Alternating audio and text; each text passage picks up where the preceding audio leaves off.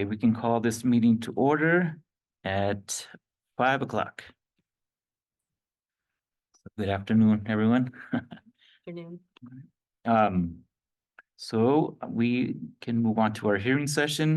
This is a portion of our meeting designated for comments from the public about matters related to the closed session agenda. Comments are limited to 3 minutes with a maximum of 20 minutes allocated for a particular item or topic. To address the governing board, members of the public must have submitted a completed speaker card to the clerk of the board before the closed session portion of the meeting began. Do we have any speakers? We do not. All right. Since we do not have any speakers, we can adjourn into closed session at 5 o'clock. 5:01, we'll say 5:01.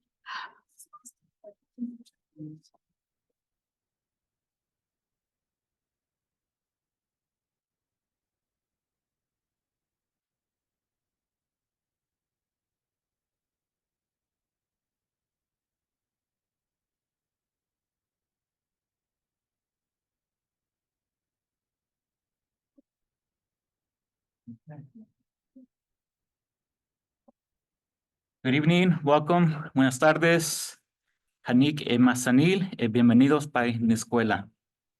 The board has returned from closed session and will reconvene into open session at 6:15 p.m.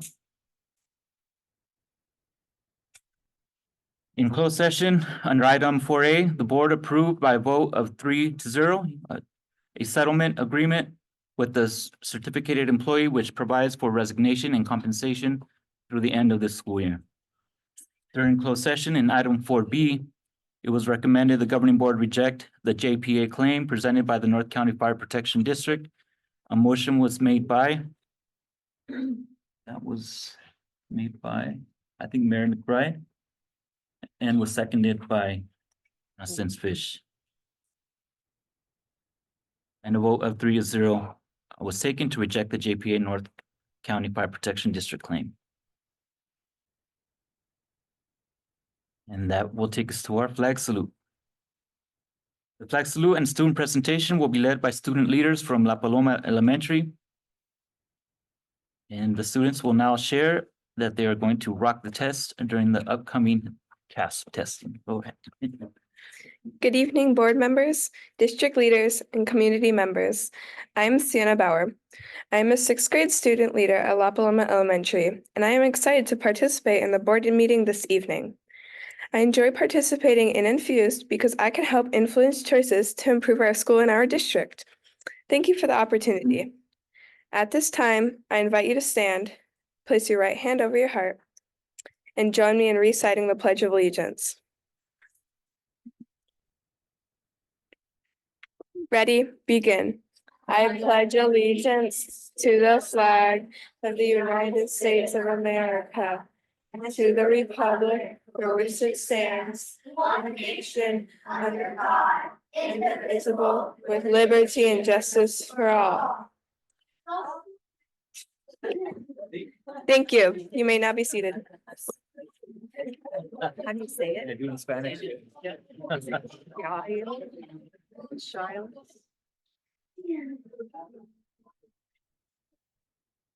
Good evening. My name is Juliana Broxson, and I'm also a sixth grade student at La Paloma Elementary, and I'm pleased to represent my school this evening as a student leader. This evening, Sienna and I will share information about students and the student experience from across the district about our learning goals and how we are preparing to do our best on the end-of-year tests that all students will take between now and the end of the school year. I have been a student at La Paloma Elementary for 7 years, since kindergarten. At La Paloma Elementary, I'm in the Futures Teachers Club, which means I assist a kindergarten teacher named Miss Houston. When I'm in her room, I help her students stay on task and help her students with sight words. This year, I have set particular leadership and academic goals for myself. Through the Leader in Me program, I am focusing on demonstrating my priorities. Work first, then play. Academically, I've been focusing on basically everything, but I have to put a lot of effort in English language arts, and I like to read fiction in my free time. Did you know that all students in 3rd through 8th grade will be taking the end-of-year test called CASP in English language arts, math, and science? These are really hard assessments that cover rigorous standards and require students to apply their learning they have done since August in a combination of multiple choice, short answers, and performance task questions. Students must lead long passages and analyze information to draw conclusions and construct written responses. all on a Chromebook. The assessments are very challenging, and they measure how well we have learned the rigorous standards in the curriculum of the school year. Sienna, what have you been working on? My personal goal this year is to improve on habit number 3, put first things first. I am developing this skill through practice at home and through practice with my teachers at school. An example of improving on habit 3 is at home when I finished my homework before playing video games. Something new I'm learning in 6th grade is finding the area and volume of rectangular prisms. I have to be honest, it is tough. During our FUESD meeting last week, we discussed why the end-of-year test matters, and my fellow committee members said the CAS matters because our teachers really care about how well we do on the assessments, and they will be reviewing results to adjust their teaching in the future. Students can also see their achievements. We get the results and we want to rock the test and show what we have learned. Also, our parents care about how we are progressing year to year. Actually, the end-of-year tests also prepare us for challenging tests in the future, in high school, and for admission to college, which is a dream of mine in the future. Finally, CASP assessments are important because the cumulative results of the test among all of the students in Fallbrook is important to our community. We want to build pride in our town for our academic success. Okay, so the end of year tests are challenging and they are really important, right? Well, don't worry. We have been preparing all year, and here are some suggestions that students want to share on how to be ready to do our best. Our fellow Infused members suggest that students attend school every day. I mean, we need time to learn and practice new things. Yep, we need lots of practice. Students can also prepare themselves by focusing on the positive and remembering that we can stay calm and we can do hard things. We can eat healthy, balanced meals. We shared a lot about how awesome our cafeterias are in our last presentation. Get plenty of sleep and trust ourselves in our practice and do our best when it counts. Preparing for the end of the year isn't just something we do 1 week of the school year. We actually learn new things all year and practice demonstrating our learning through quizzes, unit tests, and performance tasks all year. You might be surprised to learn how challenging the assessments are and how rigorous the individual questions really are. Here's an example from 6th grade. So, a trapezoid has a base of 2 7/500ths, and the second base has a length of 8 2800ths, and the height of the trapezoid is 3 7600ths. Now, can you remember how to find the area of a trapezoid? Okay.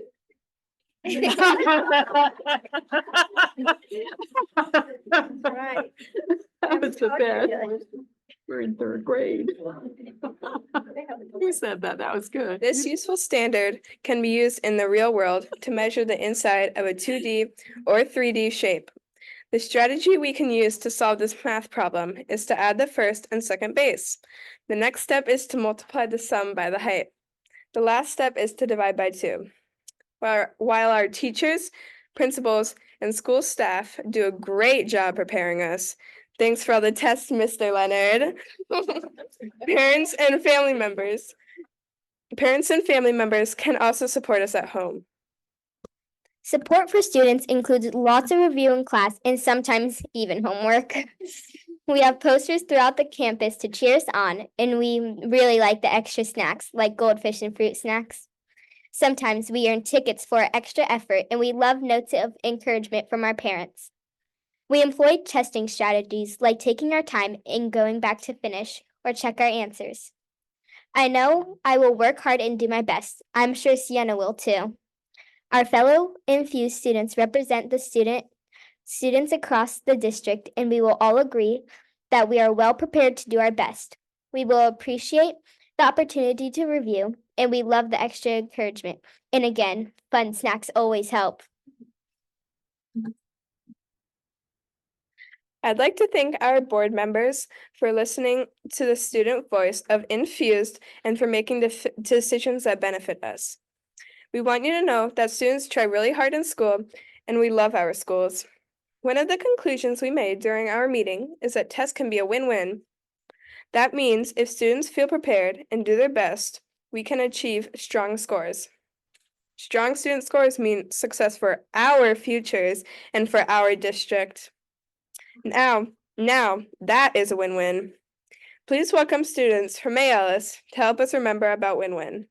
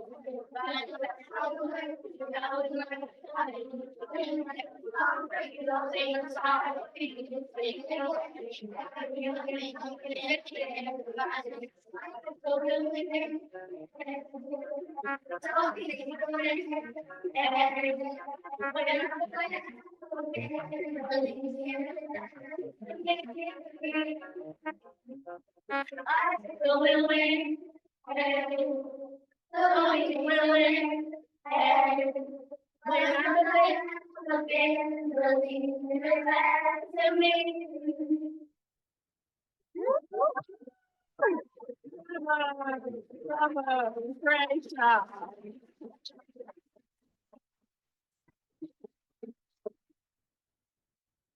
That was great. Thank you, May Ellis.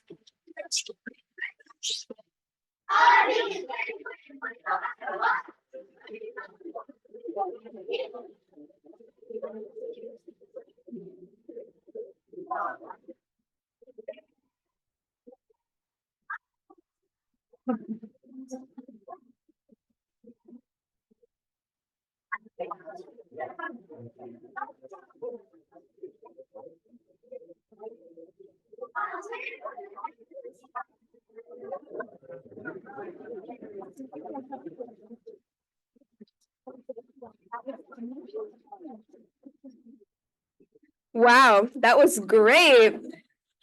Good job. Thank you, May Ellis. That song will help everyone to remember to win-win. And now, please enjoy a video that will be shared in Fallbrook to inspire students to rock the test.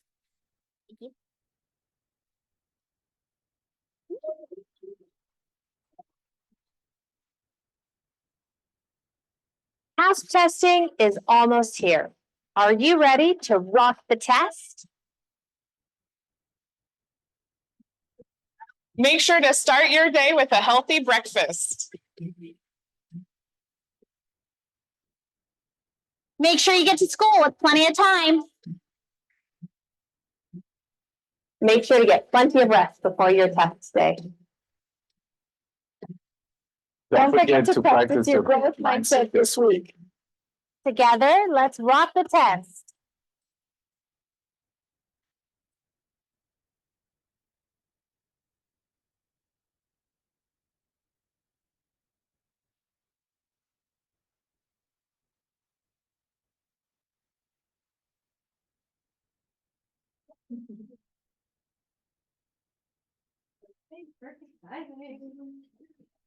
All right, thank you so much, May Alice, for coming to share how excited you are to share what you know. I know you're gonna do amazing because I have the opportunity every month. I'm at our schools, so I go to schools every day with my staff. And I'm inside the classrooms and I get to see the amazing learning that the kids are doing. And so I know how brilliant you are. And so now we're just gonna show it, right? You've worked hard all year. Now you just show it. So I'm super excited to see how we progress. I want to share a quick thank you to Sienna and Juliana for leading us and Infuse.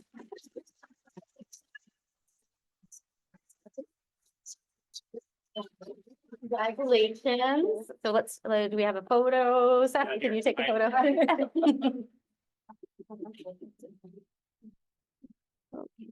Sienna, thank you for being a leader, not only at your school, but at the district level. We really appreciate the voices of our Infused students who tell us about the experience that you have every day. So thank you. Thank you. Thank you and congratulations to Juliana. Let's take a quick picture. What an amazing public speaker you are up there. Like you're cracking jokes and just so calm and collected up there. I love that. And I want to thank you also for being a leader, not just at your school, but at the district level. And your voice as a student is important to me, is important to the board, and important to our whole staff. So thank you, and keep up your leadership work. And I appreciate you. All right, thank you. Here we go. Parents, thank you so much for joining us. You are welcome to take your beautiful children home now, or you can stay and enjoy the rest of the wonderful meeting. But your parents, they're giving you the sign to exit. Yeah, I see some like. Go while the going is good. Thank you so much. Awesome. Thank you. Good job. Good job. Thank you. Thank you. Yeah, good job. Awesome. I love your enthusiasm. Goodbye. Are you saying you're? She did great. Oh, thank you for all your time. And thank you. I hope. Good job, Steph. Future teacher, right? Got some seats open in the front. If you want to come on in.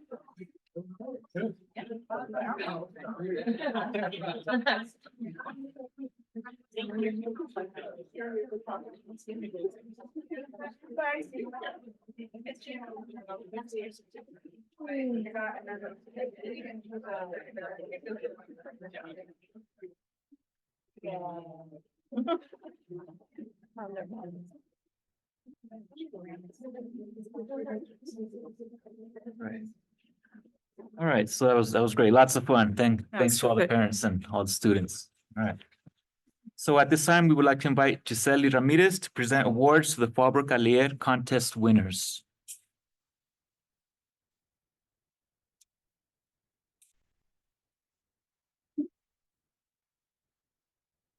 Good evening. My name is Giselle Ramirez. I am a sixth grade student from Faber STEM Academy. I'm here to present this year's winners and I'm here to present this year's poetry winners and essay winners. These winners wrote beautiful works of art about the life of Cesar Chavez or Martin Luther King. I'm very proud of these students and proud to present the awards. Let's begin with the poetry winners.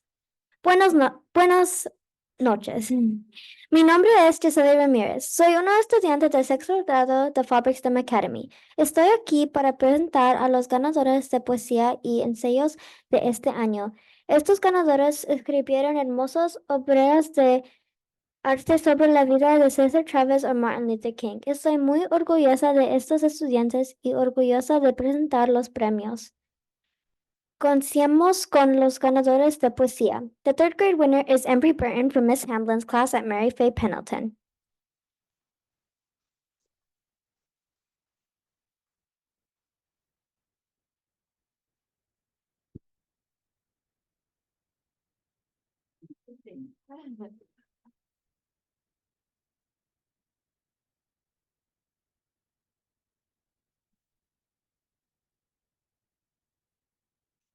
The fourth grade winner is Susan Garnica Gonzalez from Miss Figueroa's class at Fabric STEM Academy.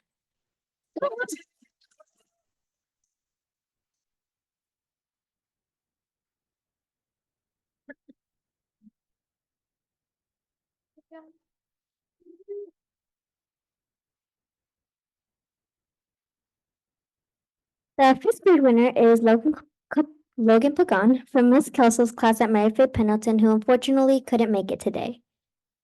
Congratulations to all of you and keep up the great work. Next, I'd like to present the essay winners. Felicitaciones a todos y siguen con el gran trabajo. A continuación, me gustaría presentar a los ensayos ganadores. The sixth grade winner is Juliana Broxson from La Paloma Elementary. Wow.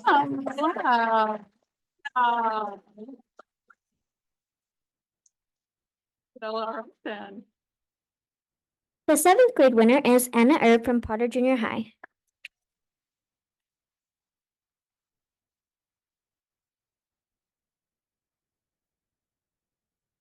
And the eighth grade winner is Lillian Montrebrand from San Onofre School.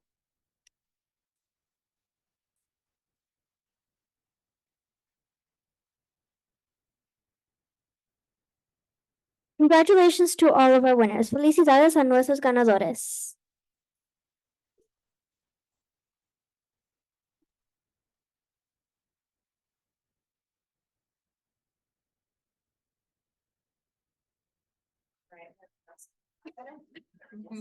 There you go.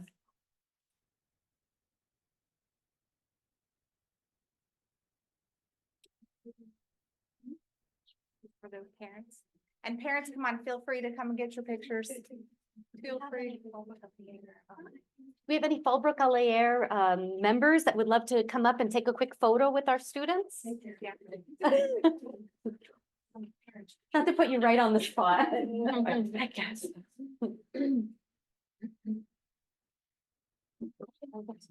Let's start on this side.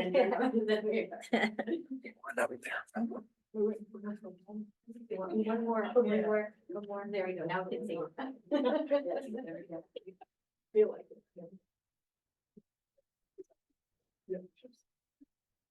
Count of three, say breathe.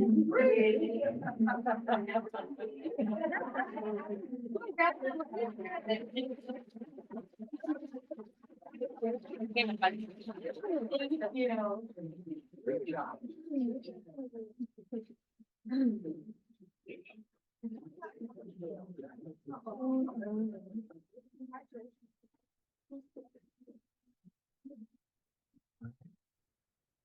All right. Great work, everyone. All right, so moving on, we are looking at our minutes. We need to approve our minutes for the March 14th, 2024 regular board meeting. It is recommended the governing board approve the minutes of the March 14th, 2024 regular board meeting. Do I have a motion? So move. Thank you. A second. Second. Thank you. Any comments? And I will call for a vote. Trustee Fish. Aye. Trustee McBride. Aye. Trustee Landine. Aye. And I vote aye. So that motion passes.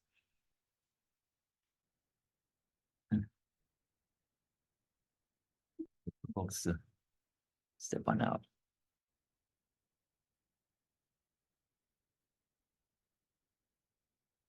All right, we'll move on with our hearing session. This is a portion of our meeting designated for comments from the public about non-agenda items, but within the subject matter jurisdiction of the board.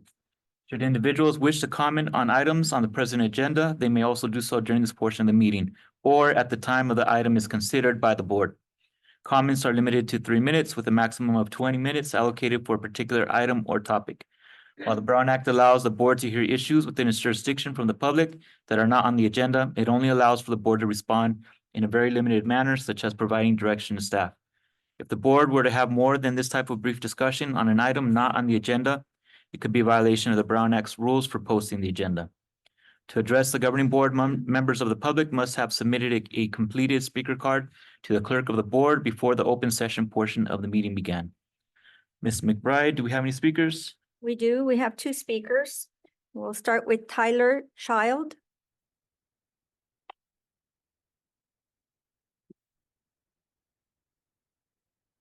Hello, members of the board, community members. Thank you for this opportunity to speak. My name is Tyler Shield. I'm here tonight both as a member of the community with 2 children in the elementary district, and also as a Master of Social Work student at the University of Southern California. My fellow student, Stephen Soulsby, is joining us on Zoom. And this is part of the completion of our policy and advocacy class. So I'm going to speak to you about an issue that has come to my concern with the school. Recently, my children both had their annual checkups with the local pediatrician. Everything went well, and then during those checkups, the doctor asked, or more accurately stated, "You're not giving them juice or chocolate milk, are you?" And this got me thinking, if our local pediatricians are saying, "Don't give your kids juice and chocolate milk," why do our children have access to juice and chocolate milk multiple times a day at school? These sugar-laden drinks are pernicious, particularly in our community. Sugar consumption beyond recommended levels results in significantly higher probability of becoming obese. The American Academy of Pediatrics recommends added sugar remain below 25 grams a day for children over 2. Children in our district are offered juice and chocolate milk twice a day, at breakfast and at lunch. If a child were to consume juice at both of those meals, they would have consumed 28 grams of added sugar without taking into account anything else they eat for the rest of the day. So they've already exceeded the APA's recommendation. If we include chocolate milk into that twice a day, they're now at 42 grams. And I only say that because at the most recent lunch on the lawn that I attended, I saw multiple students walking around with trays with both chocolate milk and juice, which I was surprised. It's not surprising then that the CDC, Center for Disease Control, found that between 2017 and 2020, 20% of elementary age children in America were obese. And I provide this net statistic not to deride or offend, but only to bring the salience to our community. Fallbrook, as we know, is a majority Hispanic community. The statistics showed that Hispanic children were unfortunately the largest demographic affected by childhood obesity. And so I only bring that here for the salience to our community. The American Academy of Pediatrics also states that fruit juice has no increased benefits over whole fruit. In fact, the availability alone of fruit juice at lunch inhibits the consumption of other nutrients, which are vital. I'm very close to finishing. What do I do with this? We have Finish. Okay, I'm very close. Thank you. They're less likely to choose whole milk, whole fruit, and water when juice is available, which leads to reduction in consumption of vitamin D, calcium, and fiber. Some would argue that 100% juice doesn't count as added sugar because it's juice, but your body doesn't know the difference when you remove the fiber from the whole fruit. It treats it just as pure sugar. And it's interesting to note that a 4-ounce carton of juice requires 3 to 4 apples. So would we allow our children to eat 8 apples a day? Could they even eat 8 apples a day? The fiber in the whole fruit is nature's limiting factor for that consumption of fruit sugars. We want to provide choices and options for our children, but ultimately, we are the ones accountable to our children regarding what they put into their bodies. The least we could do, literally, the simplest, most effortless change is to remove or reduce juice from our schools. I ask the school board take this into consideration for the sake of our children and their futures. Thank you.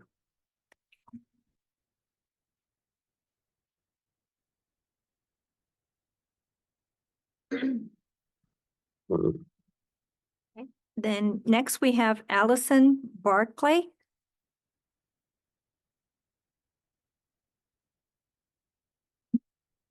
This topic is on Boys and Girls Club. Good evening, Governing Board, Superintendent Hazel and Cabinet members, and Fallbrook community. My name is Allison Barclay. I'm the CEO of Boys and Girls Clubs of North County, right here across the street, probably past us driving here tonight. I've held this position for the last 11 and a half years. And during that time, I've truly come to love our beautiful and friendly village of Fallbrook. Boys and Girls Club just celebrated its 60th anniversary last year. We've grown from a single clubhouse providing activities for only boys after school to an organization with 11 sites, over 100 staff members, serving over 2,500 youth in Fallbrook, Bonsall, and Rainbow communities. In the last 11 years, our organization has more than doubled in size in all areas, including number of youth served, staff employed, and our budget. Our organization has not only grown in size and scope, but also in impact. Kids not only have a safe place to be during after school hours and during the summer, which research shows to be the most dangerous time of day and of the year for children, but they also have a place where they can belong, feel safe, make friends, learn, and achieve. We are so incredibly grateful to FUESD for being an integral partner in the growth and the success of Boys and Girls Clubs of North County. For over 20 years, our organization has had a model partnership with FUESD.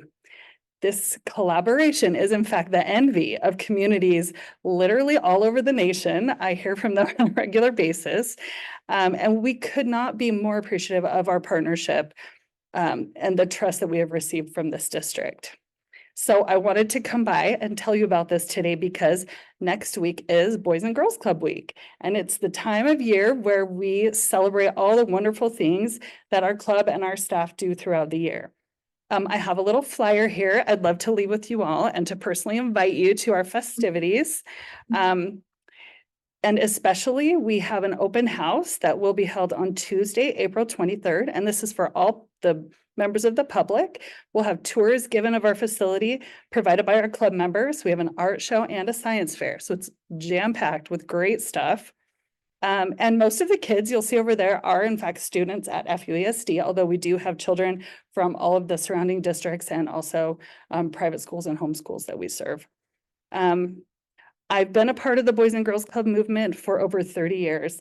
And one of my favorite aspects of our work is the relationship that we build with the kids who attend our programs and their families. Our mission is not just to provide fun, amazing educational programs and activities, but also to be that additional caring adult in the life of a child and a support to parents and families. Our staff truly change lives each and every day through our programs and their relationships.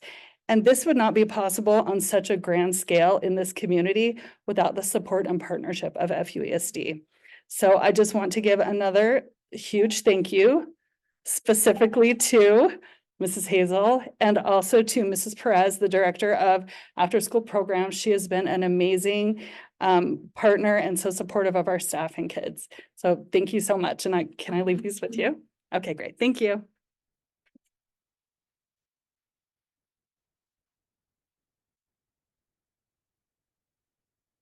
And that's all for public hearing. Thank you. Next, we will have our reports from the board. Let's start with Trustee Fish. Mike, the one thing I wanted to share is I went to the Mike Choate event last month, and it was so exciting to see those families there with their kids, enjoying everything that was going on there. And it was especially fun for me because I wrote the grant to build the place. But what was really exciting was to see how enthusiastic the kids were and how much I talked to several of the parents, how much they appreciate that opportunity that center provides for their kids. So I was thrilled to be there. Well, I just want to say I'm always happy to see when the kids come in and perform and just show the little talents and then they shine. And I just want to thank the parents for bringing them in too. No report for me today. I just had a chance to attend a leadership event at Mayales and see some of the recognitions that the students were giving out. And I had a chance to drop by for lunch on the lawn at Mayales, and we visited the book fair.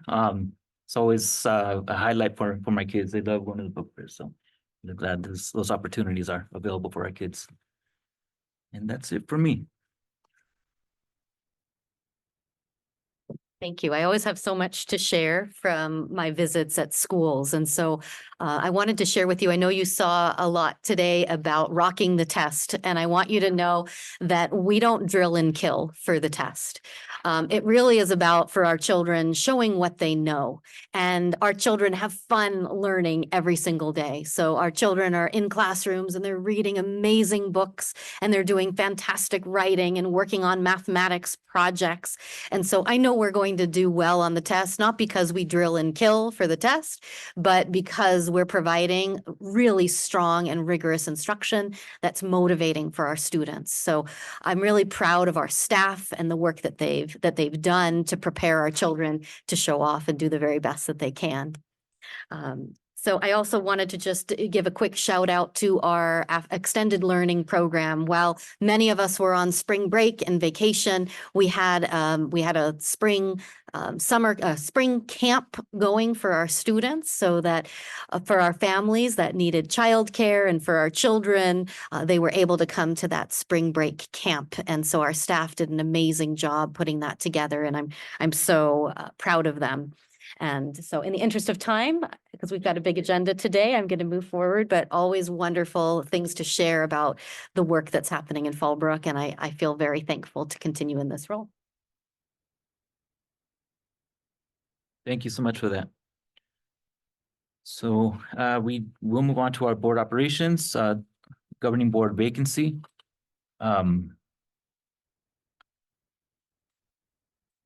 Will we have comment for that at this point, or do We do. I think there are several. Yes. we do? Five. Peters, go ahead and call them. Okay, all right, so beginning with Jean Dooley.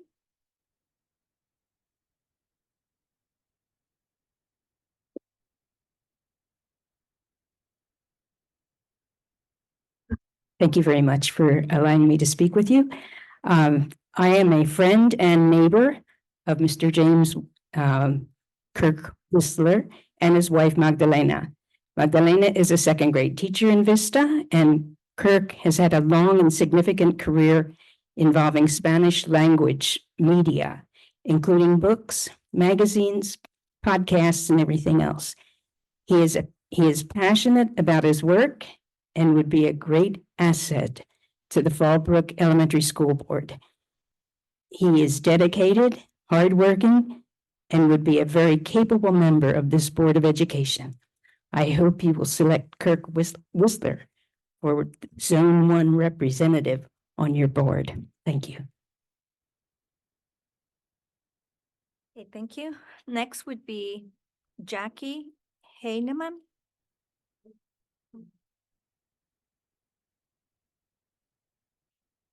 Good morning or good afternoon, I should say, actually.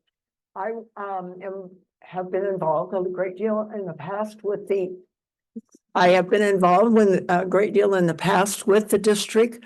My Save Our Forest group, which is how I really sort of mainly have interacted with Kirk Whistler, who I'm here today to support and hope that you will choose him to be on your replacement seat.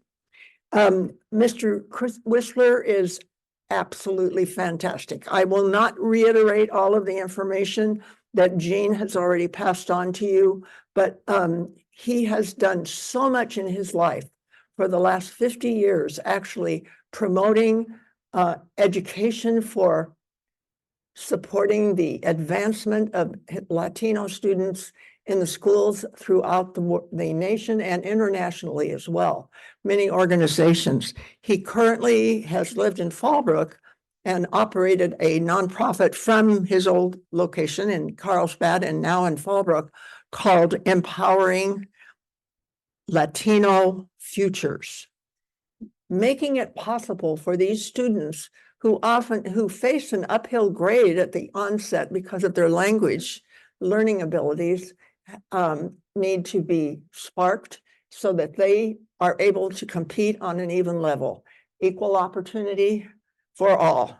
And therefore, his work with promoting support from the family, who is integral in the beginning and the understanding of the students to really want to learn.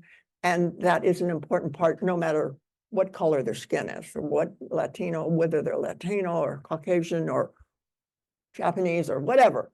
It is important that the family backs them. And that's what one of the elements that he publishes and does. He is a publisher. And amazingly, I won't go through the entire list, but he has helped publish and write so many books about this subject that it is amazing. Truly, truly amazing. I urge you to consider Kirk Whistler as a really good advocate for students of all natures. Thank you. Thank you. Next is Marin Pennell.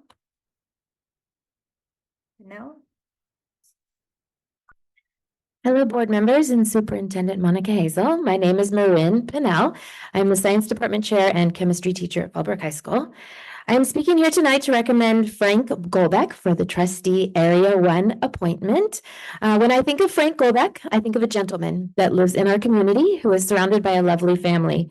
What this beautiful family proves to me is the commitment that Frank and his wife have put into establishing an educated, religious, and athletic group of dynamic, loving, and caring human beings. Frank and his wife are both college-educated individuals that respect higher education not just for themselves, but for the younger generations as well. Frank, who attended UC Berkeley, prides himself on being knowledgeable, on having his children receive an excellent education, and on being able to share his background education with others. All three of the Golbeck girls attend May Ellis Elementary for the dual immersion program, where they can not only excel academically in the basics, but they can take their education further by learning their academic subjects in Spanish as well. It is this high regard and commitment to learning and education which demonstrates Frank's passion and dedication. Yet Frank Golbeck also has a commitment to the larger educational community with Watchdogs, Dads of Great Students, as a volunteer at May Ellis Elementary, where male role models lend a presence at the school with an eye towards security and safety. Volunteering and leading have always been a commitment in Frank's life, and this is evidenced by his professional career in the U.S. Navy, where Frank was an officer while serving our country. Frank's time in the U.S. Navy gave him experience in making plans, organizing efforts and resources, and then ensuring mission success, in addition to leading a department of 100 sailors, all great skills needed for an effective trustee for the Fallbrook Union Elementary School Board. And going back even further in time, Frank was his high school student body president. This is a true testament to the dedication and commitment to a life of professional service to every community that Frank has been a part of. So Frank Golbeck has the resume with all the qualifications that a school board would be lucky to have. But what really separates Frank from the rest is that Frank is a genuine people person who takes the time to get to know individual people, enjoy time with them, remember details about them, and share his sense of humor with them. I am a science teacher, and according to science, a good sense of humor is linked to high emotional intelligence. I am representing Frank Golbeck here tonight because he is a committed family man who has led a professional career in the Navy, volunteered in our community, and can laugh and enjoy the company of sincere people. Frank Golbeck celebrates a loving marriage, being a girl dad, and as a leader because, in my opinion, he has high emotional intelligence. Fallbrook Union Elementary School District would definitely benefit from this well-qualified, experienced, and humane man. Frank Golbeck is a shining star of a human and an honorable candidate for you to consider. Thank you. Thank you. Next would be Jennifer Montgomery. Good evening. I'm a parent of two students at May Ellis Elementary, a longtime PTSA Executive Committee board member, and an FUESD employee. I rise tonight in strong support of the candidacy of Frank Golbeck for Area 1 trustee. Frank is the epitome of what we should expect from our local school board officials, someone thoughtful, intelligent, rational, and committed to the goals of public education. As the father of 3 children in the dual immersion program at May Ellis, he is acutely and presently invested in the success of our local schools and the well-being of all students. And with an 8-month-old baby, he also has a strong investment in the future of our schools over the next decades. As a Navy veteran and a volunteer at St. Peter's Catholic Church, Frank is guided by an ethos of service, compassion, and love for community. As the president of a thriving local business, Frank demonstrates daily how to manage teams, guide a budget, execute short and long-term goals, and build a company whose ultimate mission is to leave the world better than they found it. Anyone who meets Frank will quickly learn that he is a man of boundless curiosity and kindness. He has a wealth of knowledge ranging from Navy vessels to beekeeping, but also the humility to listen and learn from others with different expertise. He is keenly aware of the socioeconomic challenges of the majority of our FUESD families and is passionate about supporting not only the dual immersion program, but the unique needs of our English learners across the district. And Frank doesn't just talk the talk about his love for Fallbrook schools. He is an active PTSA member and volunteer, a participant in LCAT meetings, and the May Ellis Vision for the Future Committee. And as a frequent Watchdogs volunteer, Mr. Golbeck is one of the most popular Foursquare players on campus, practicing his Spanish with kids and teachers with no shyness, and celebrating the diversity of our district.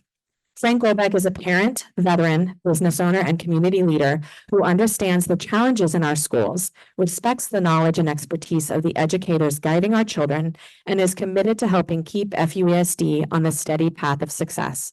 I urge you to select Mr. Golbeck as the next Area 1 trustee. Thank you. Thank you. Next would be Tana Rodarten. Thank you. The 3 minutes, right? Thank you, Superintendent and board members, for allowing me to speak tonight, and as well. My name is Tana Rodarty, and I'm a trustee with the Fallbrook High School Board of Directors, and I am speaking on behalf of Kirk Whistler, who I have known for several years now. I have worked with him with several organizations, including Le'er al Fallbrook, in which he is extremely involved and literally donates thousands and thousands of books every single year for this program that is celebrating its 20th anniversary this year. Unfortunately, we had to postpone it due to weather. It is now going to be on July 27th. I believe that's the date, 27th, 28th. Kirk brings a lot of very good qualities to this position, and why I'm sure all of the candidates are wonderful individuals and would do a good job. I think he brings additional talent to it that is necessary. One is that he has a long commitment to serving this community beyond just the appointment time period, but can follow through and run for election when that would be so. So that is one of the things that we have suffered a little bit with both of our school districts, that we've had loss of continuity and things like that. So I think that's an important skill. He's been actively involved in major corporate business for many years. And frankly, a large part of being a responsible board member is fiduciary responsibility. You manage the budget of your organization, you manage the supervisors, and ensure that money is spent in a responsible way. On a personality level, Kirk is extremely humble. He is extremely giving. He's extremely generous. I have witnessed it many times to other people in the organization. And he is, as mentioned, his wife is Hispanic herself, and she's a teacher. I'm married to a teacher. I'm the mother of 5 Hispanic children, and I have 6 grandchildren, former PTA president. So I come to it from many different angles. I ran a charity for 15 years. And so I see all the different aspects that Kirk brings to this. And I think he is somebody who could serve us very, very well.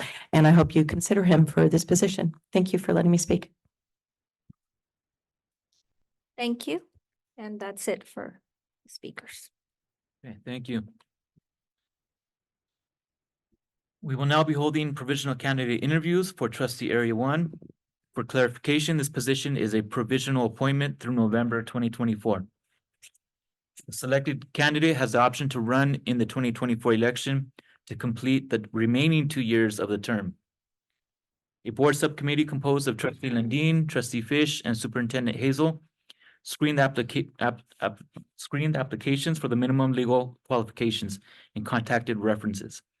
All three applicants met the legal requirements. Board members have had the opportunity to review applications and reference check notes. The governing board will interview candidates Frank Goldbeck, James Kirk Whistler, and Maureen Sullivan for the open trustee Area 1 seat and vote to make a provisional appointment. The board will hold deliberations immediately following the interviews. Superintendent Hazel will now explain the process for the interviews. Thank you, President Favela. So trustees, each of you has a folder here at the dais, and I'd like to just walk you through what's inside to assist us with our time tonight.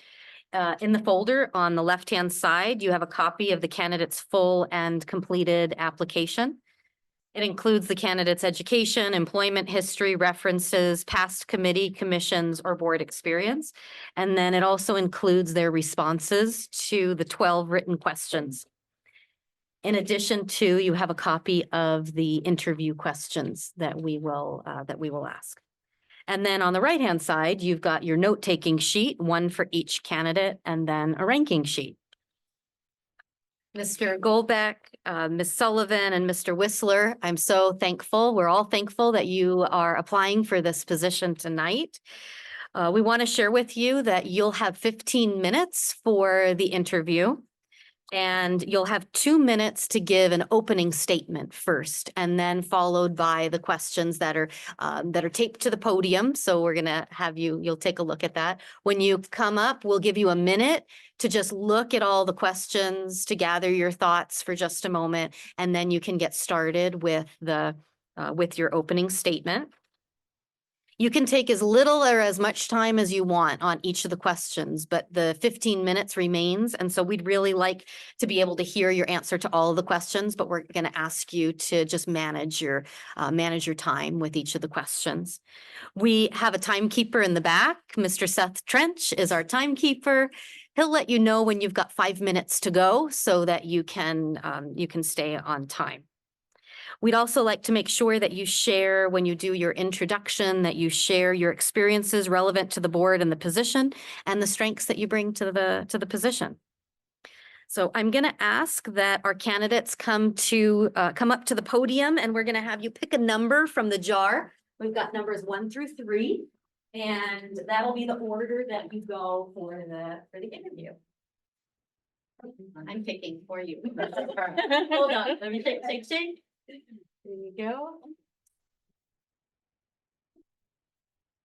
go. And then Angie will record. So who's number 1? Oh, okay. Mr. Whistler is number 1. Mr. Goldbeck is number 2. Then I'm number 3. Ms. Sullivan, yep, we'll make sure that works. You're number 3. We're going to ask you to, we're going to ask you to head over to room 302. And I just want to share a couple of ground rules in 302. We're going to ask that you not utilize electronics during that time, or watch the board meeting. And Raul is going to be with you and walk you over. After each of the candidates go, we're going to bring you back to room 302.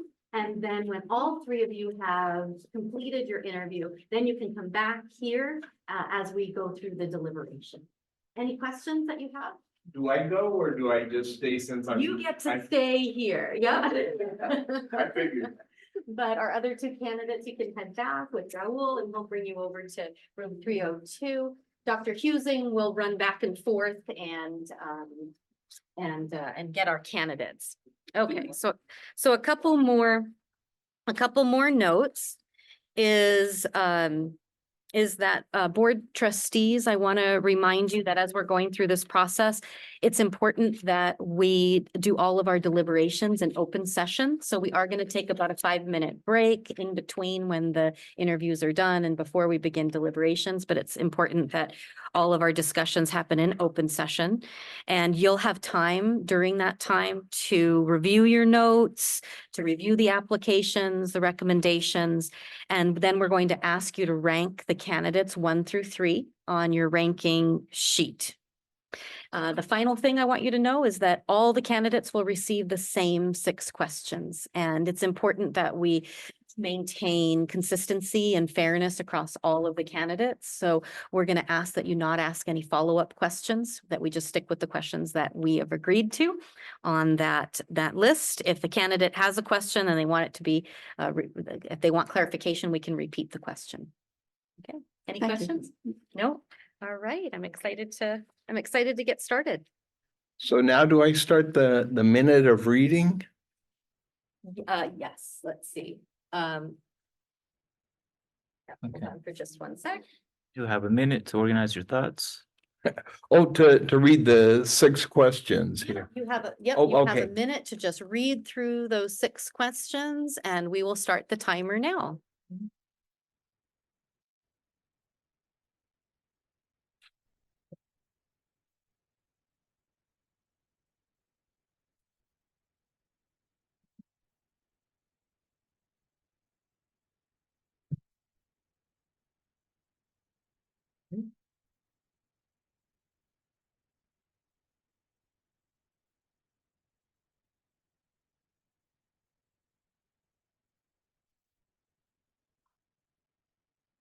And I can address these in any order, correct? Or should I do them one by one? Each of the trustees will, after you do your opening statement, the trustees will ask the question. Oh, okay. Yep. Sure. Whatever way. All right. And I'm ready. Okay. Almost every adult I knew until I was a teenager was a teacher, principal, or professor. When I was in college, I sat there, added up all my cousins, aunts, uncles, and everything. Out of 32 relatives, 29 of them were in one of those 3 careers. And I had more than one relative as a teacher when I was growing up. And that really taught me the importance of education, because I was seeing day in, day out how hard those teachers work. And that because it's not a normal job, some people go, "Oh, you're only working 8 to 3. You got it easy." No, as I know from my wife, Magdalena, she goes to school at 6 in the morning and comes home normally right around 6 at night because of those hours. And that makes a difference in those kids' education. And it really helps in so many different ways. So that gave me a foundation on the importance of education right from the start, and really has impacted my life ever since then. The other thing that's impacted me has been my involvements within the Latino community, which stretch back to the mid-1970s. There, I've had so many different experiences over the years, and I'll certainly cover some of them more in depth on this topic, but have been blessed with the relationships, both local and nationwide, that have happened there. One key one was in 1982, where I was selected as the founding president of the National Association of Hispanic Publications. It's an organization that today has over 620 members, media outlet members nationwide as members. So I certainly know day in, day out, the power that Latino media, both in English and Spanish, can have out there in the community. And I know the responsibilities that come with that. So I don't know. Oh, I still got more time on this part. Introduction. Great. All right. And currently, for a whole number of years, on the nonprofit side has been a very, very key part of my life. I've had the business side, where with Latino 24/7 Media, we have done the largest readership study ever done on Latinos in the United States. We just finished it recently. We interviewed 10,640 readers of Latino media across the United States from 270 different outlets.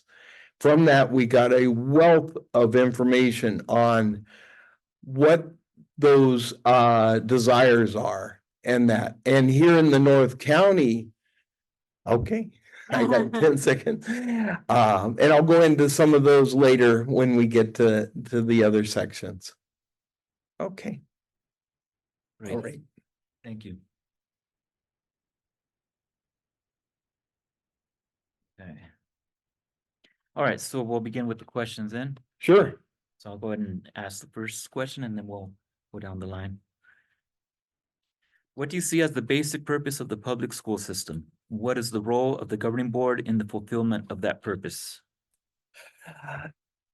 The public school system is to sit there and provide equality in education out there to students. It's not to favor one group over another. It's not to, it's to treat all those students equally in their representation. And going back to when I was and where I grew up in San Bernardino, we were right near a farm worker camp.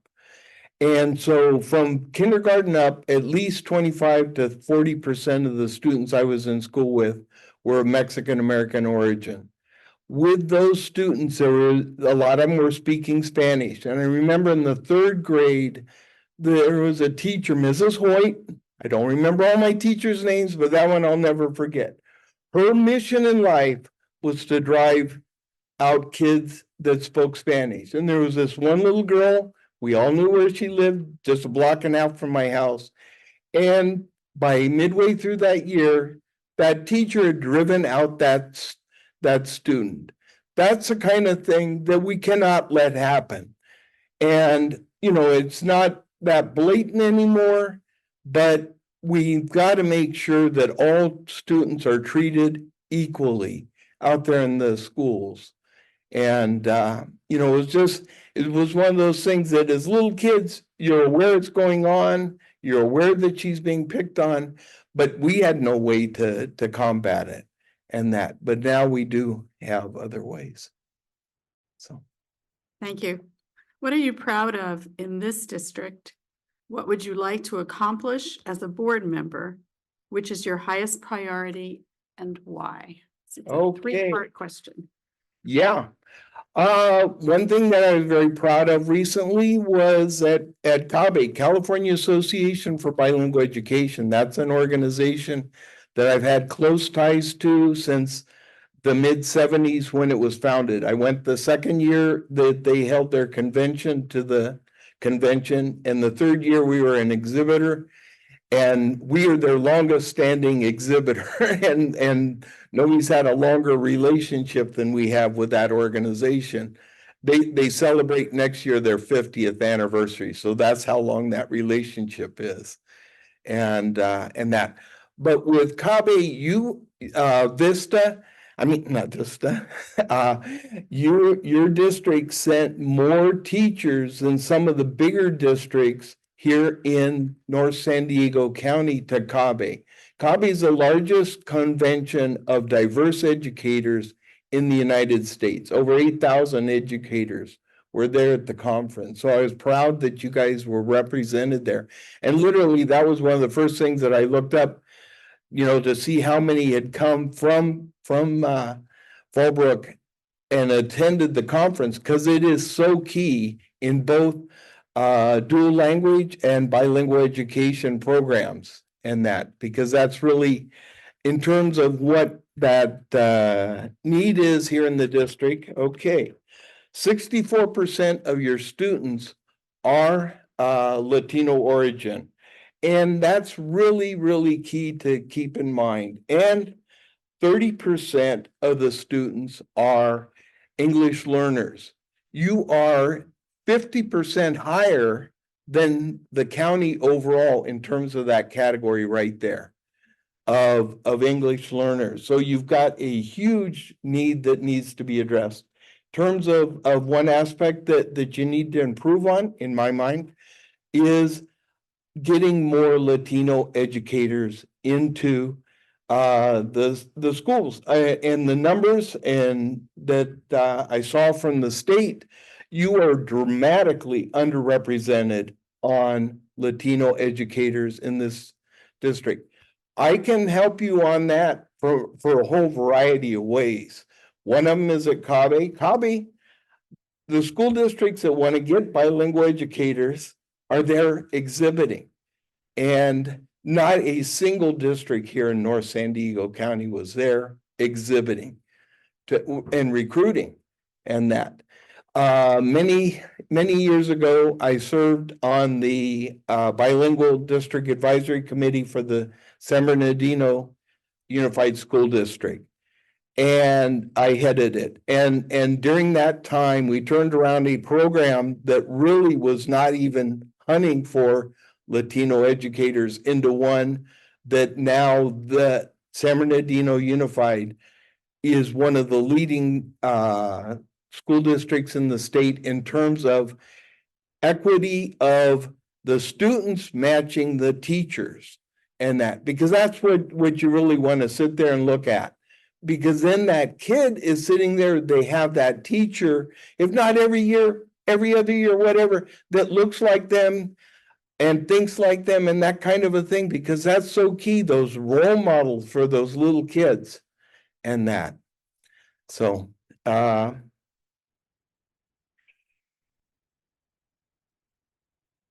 and the other thing that I wanted to say for the district, because of the festivals that we do, we've held 72 Latino book and family festivals around the United States, over 900,000 attendees.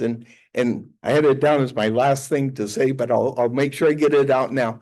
June 8th over at Maricosta College, we'll be holding our 74th Latino Book and Family Festival over there. It's a Saturday, 10 to 4. Luis Valdez will be our keynote, one of our keynotes, and that. So we're very proud of those. But from that relationship, one of the key things is the organizations that come to us, and one that we're working with, they give out free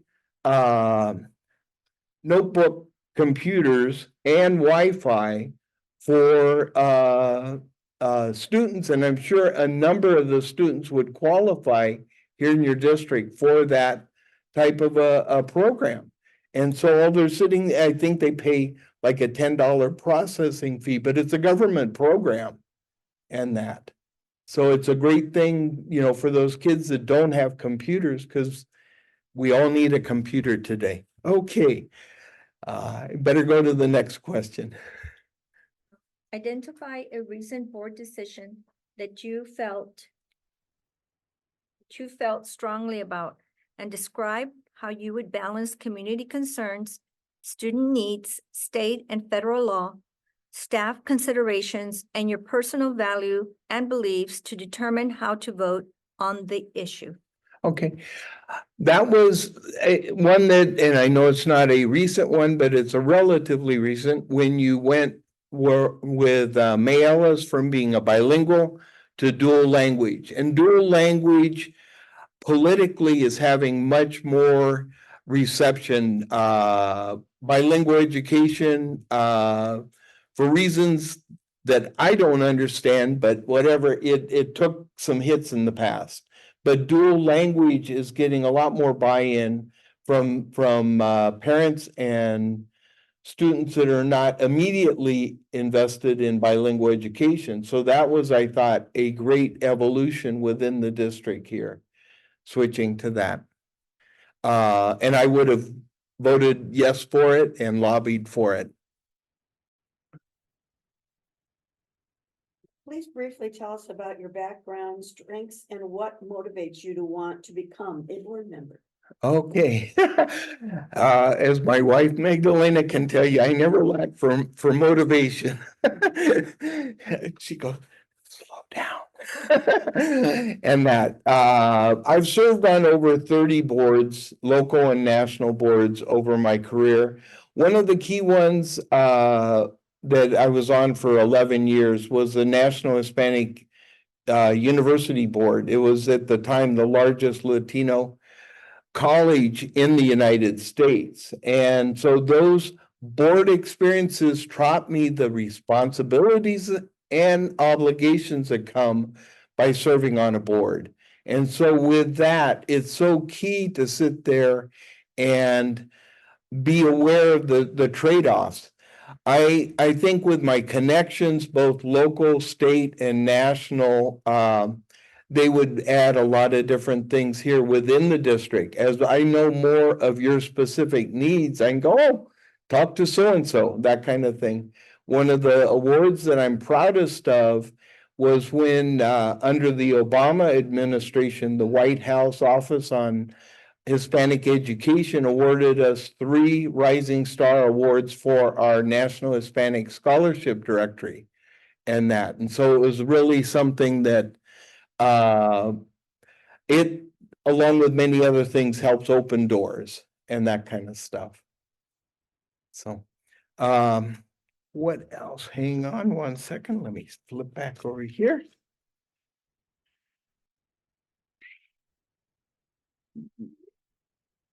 And also, I've been 4 times to the California School Board Association Convention and know 2 of the past presidents of it. And I also have been 7 times to the California Latino School Boards Association. And the founder of it, he was a dear friend of mine, Dr. Julian Nava, passed away about 2 years ago.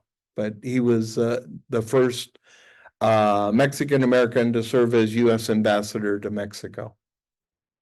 But all right, the next question. All right, and we do have about a little less than 4 minutes here. Yeah. What attributes are essential for successful school board members? What behaviors should board members exhibit? Okay, attributes. Realizing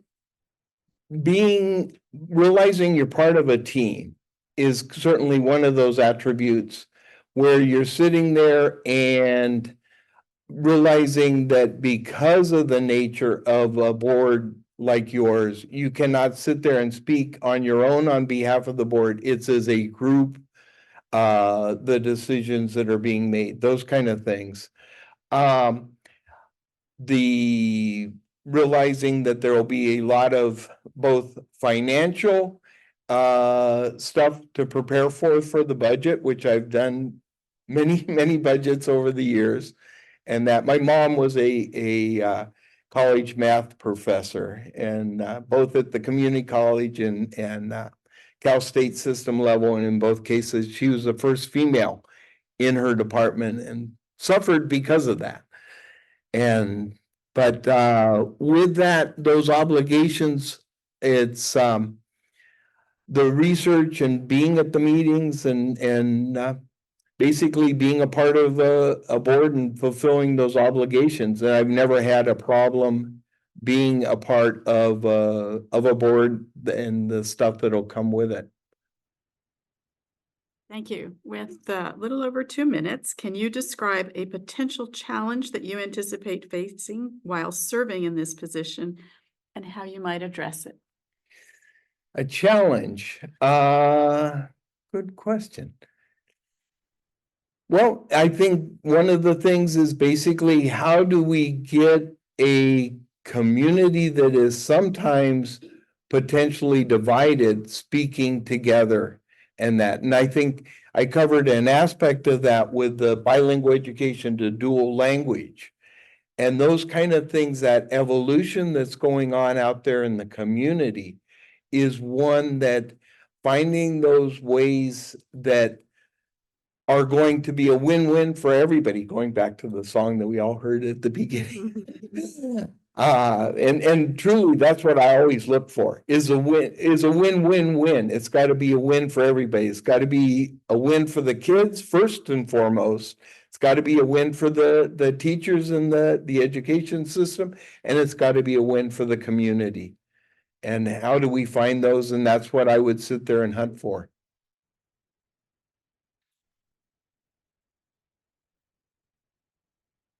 Okay. And I've still got a minute. So thank you for your time and interest. We request that you return to room 302 until all candidates have participated. You're welcome to join the audience thereafter. When all interviews are complete, the board will discuss and vote to make a provisional appointment to fill the governing board vacancy for trustee area 1. Thank you. Thank you. I'm just gonna grab my stuff so I have something to read while I'm sitting over there.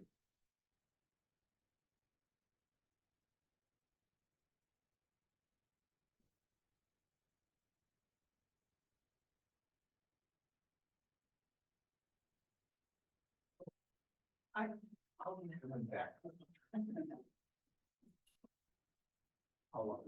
Okay, thank you.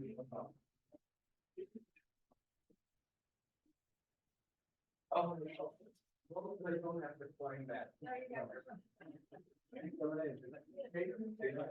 Absolutely.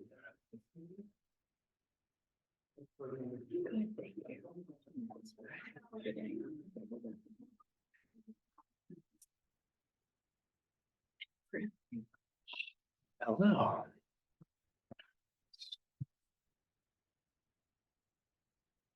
No.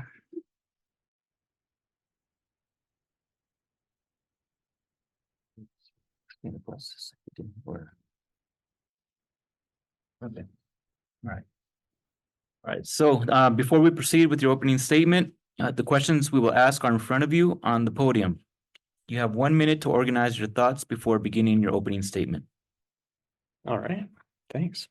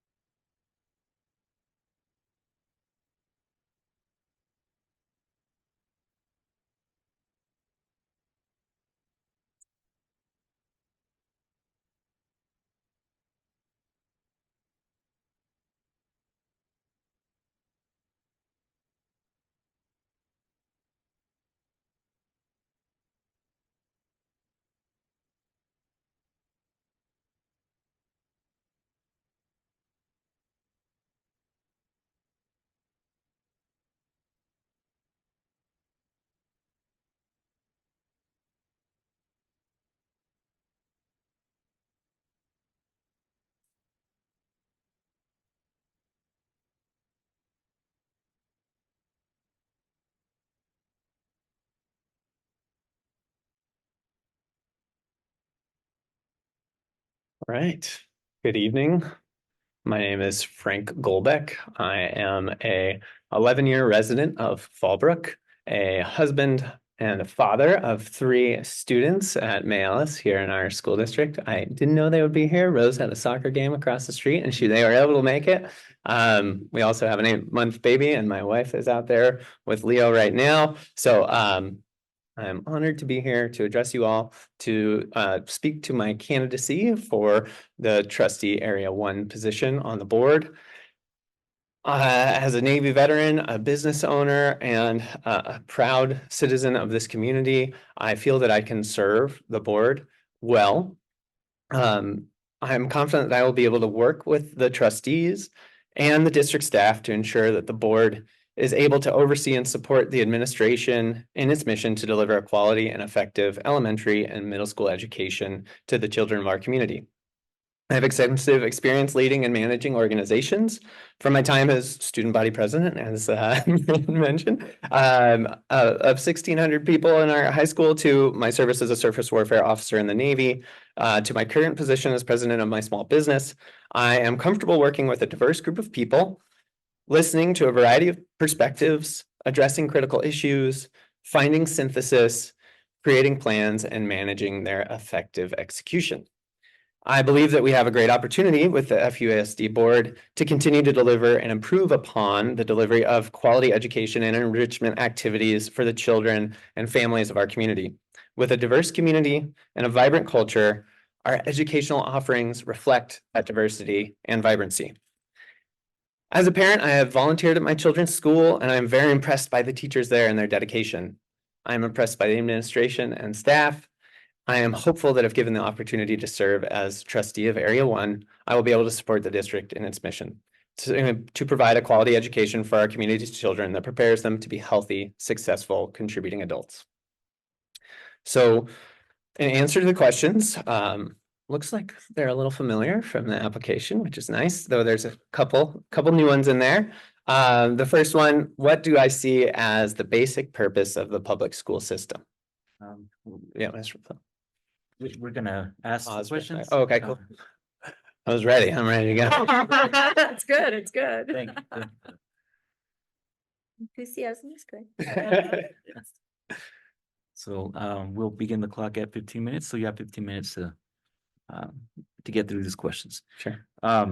So what do you see as the basic purpose of the public school system? What is the role of the governing board in the fulfillment of that purpose?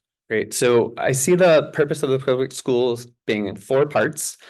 We want to help the children develop their physical, emotional, and intellectual capabilities to become joyful, productive, healthy adults who contribute positively to our society and are empowered to achieve their own definition of success. Second, we've got to provide access to a safe, inclusive, healthy learning environment that takes seriously the responsibility to provide for the children's basic physical needs. We've got to provide instruction, learning, and leadership opportunities that enable our children to succeed in a competitive global environment. And lastly, we want to provide parents with information, resources, and training to assist their children in achieving their potential and realizing their aspirations. The role of the school board in fulfilling that, in my mind, is to oversee the administration of the district and all of its operations across the 11 campuses and programs.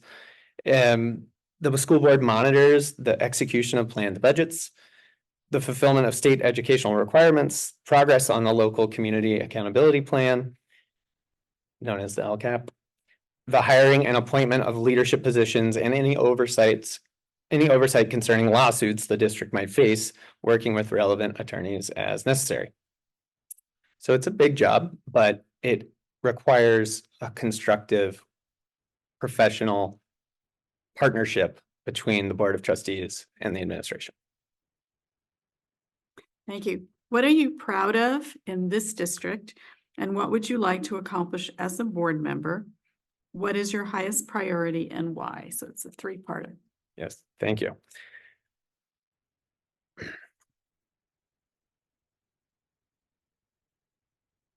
So I love the diversity and the accessibility of the school district. When we moved here to Fallbrook, we came from San Diego and we're a little overwhelmed by the educational choices available to us. And we tuned into the community of Fallbrook and found that at May Ellis and at the other schools, we did do the homeschool facilitated program at Paloma for kindergarten for our eldest. There's this sense of support and community.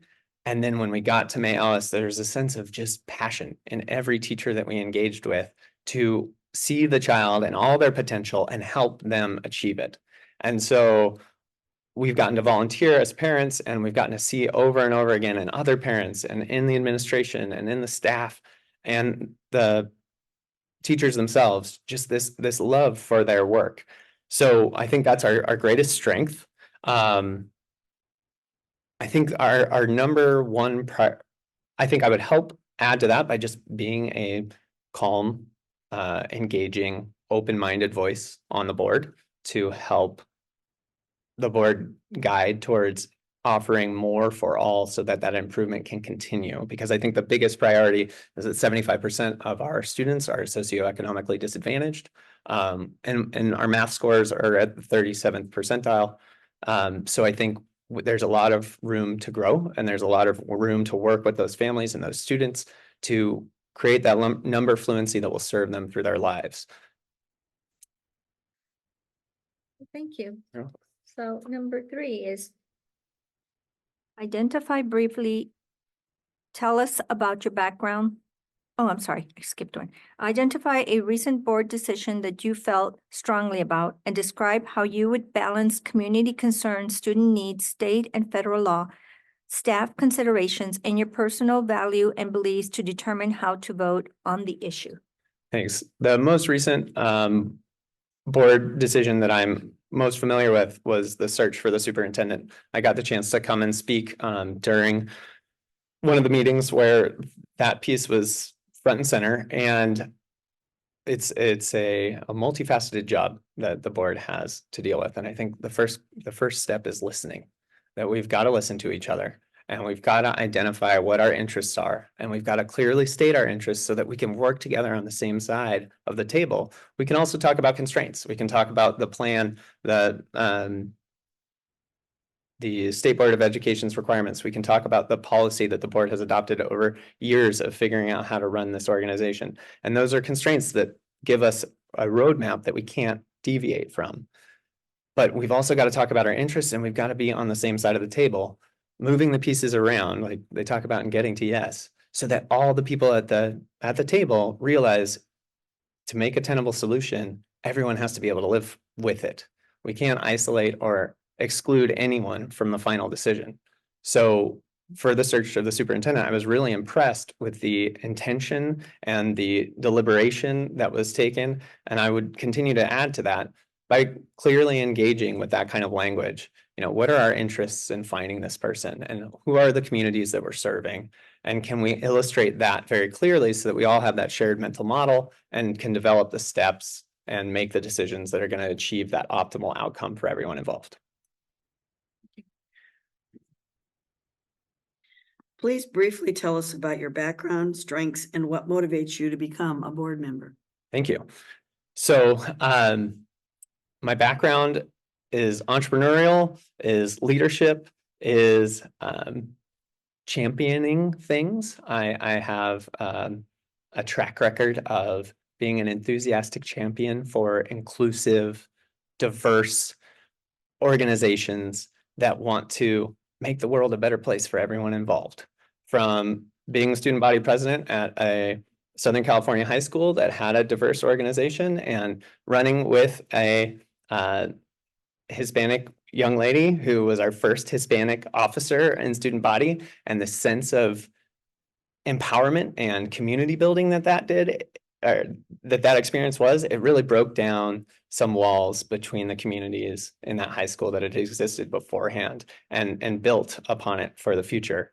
Then at UC Berkeley, I was the president of my 40-person housing cooperative. So 40 students owned and operated a Julia Morgan mansion, and we kept the cost of living at the lowest available to students at the university because we shared the work. We were house managers, we were kitchen managers, we were kitchen cleaners and cooks for each other. And through that very deliberate, open, communicative experience, I realized humans can do anything if they cooperate. So I would bring that to the board.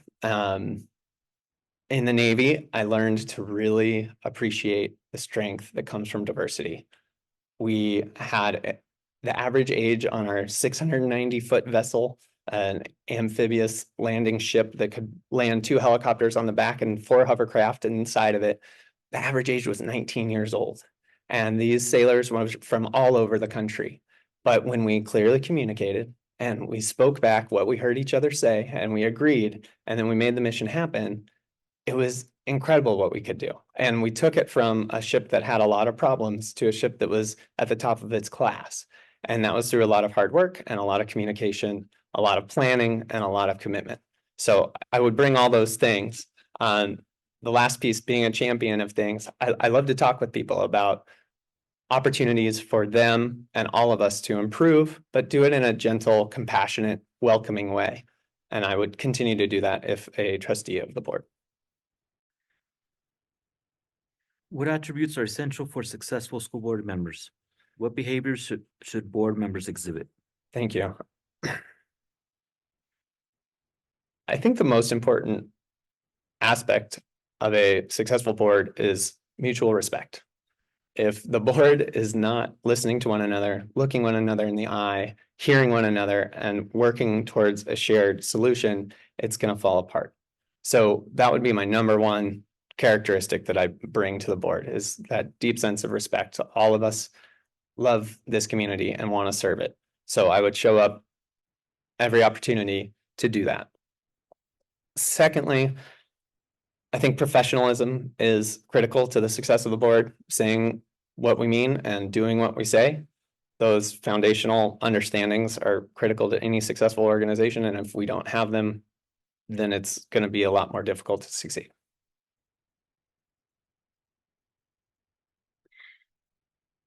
Can you describe a potential challenge that you anticipate facing while serving in this position, and how might you address it? Thank you. I think the biggest challenge that faces our community at this time is the sense of polarization that is prevalent in our community. And I think the best way to address it is to listen first and really hear what the person is saying when they bring that animated discussion to a public venue or a private venue. And then listen for the opportunity that aligns with the mission of the school board. You know, I don't think anyone gets worked up from a bad set of intentions. I think that everyone who gets animated about education in our community wants to see our children and our community served. So I think there's a common ground that we can start with. Give me a 5-minute warning, Roger. Thank you. So that would be my starting point, is listening in those environments and then trying to find that common ground. And sometimes there are folks who are so animated that it might take a couple engagements to get to a point where we can work with them productively.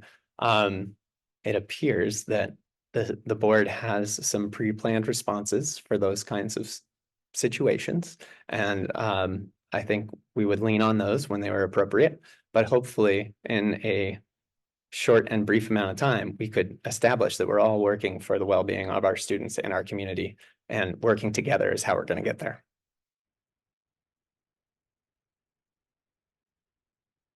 Right. All right. Thank you. Thank you very much. Yeah. Request that you return to room 302 until all candidates have participated. You're welcome to join the audience thereafter. When all interviews are complete, the board will discuss and vote to make a provisional appointment to fill the governing board vacancy for trustee area 1. Okay. Thank you. Thank you.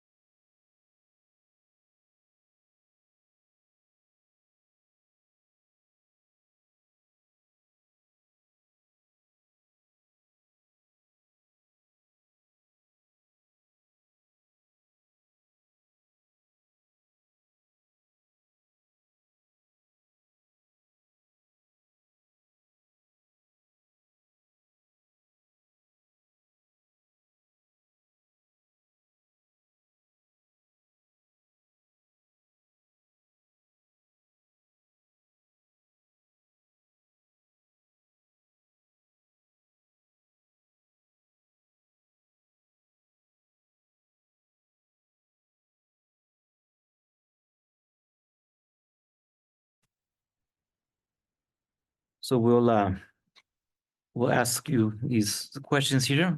You have 15 minutes total to respond to these questions and get through these as part of Should the I read process. them or? We will ask you the. Oh, okay. And I'll go ahead and begin. So first question, what do you see as the basic purpose of the public school system?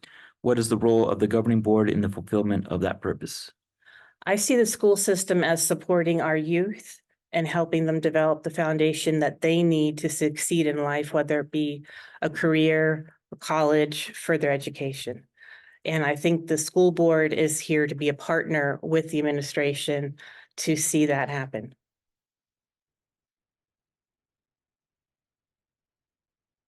What are you proud of in this district? What would you like to accomplish as a board member? And which is your highest priority and why? I'm proud of the way the diversity of the children is embraced. I think it's empowering that the students are met where they're at and are brought forward and their skill set is improved. What I would like to do as a board member is treat the children holistically so that we can treat their social, emotional needs as well as their academic needs. I think that's very important. I think if a student doesn't have their basic needs met, we can't force education upon them. They need to be able to be self-motivated to do that. And in order to do that, they need to have those basic needs attended to. I believe it's Maslow's pyramid, if I remember right. Thank you. Identify a recent board decision that you felt strongly about and describe how you would balance community concerns, student needs, state and federal law, staff considerations, and your personal value and beliefs to determine how to vote on the issue. Unfortunately, I can't speak to that. I'm remiss in following the board actions, to be honest. Please identify.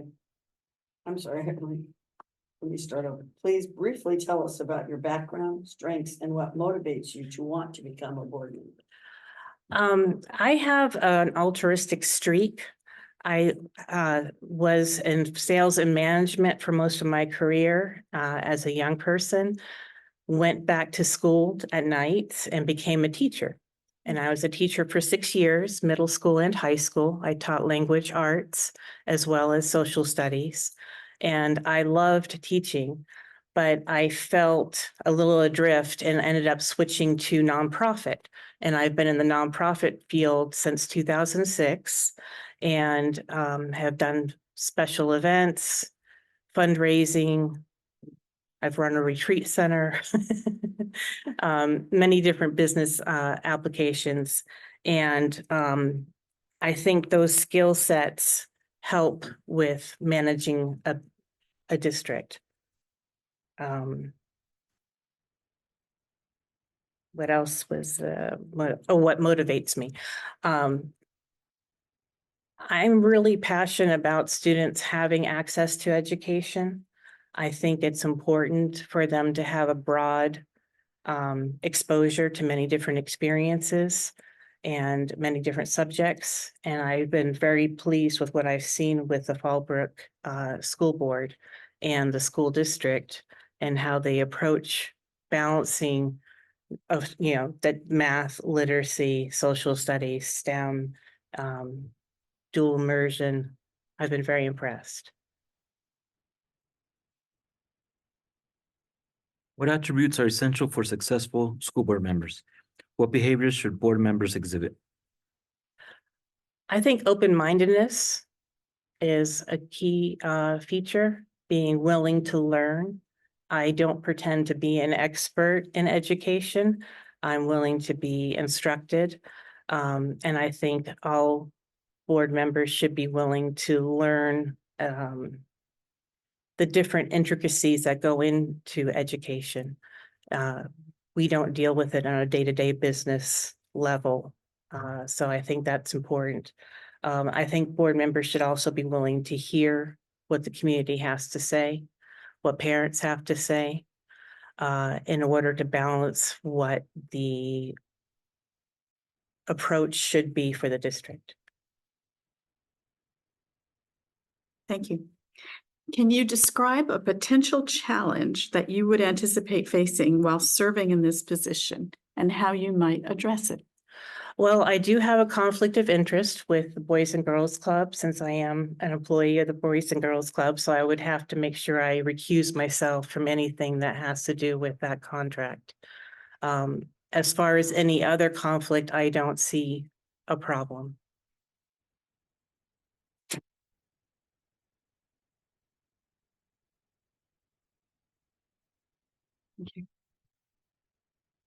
Okay, thank you.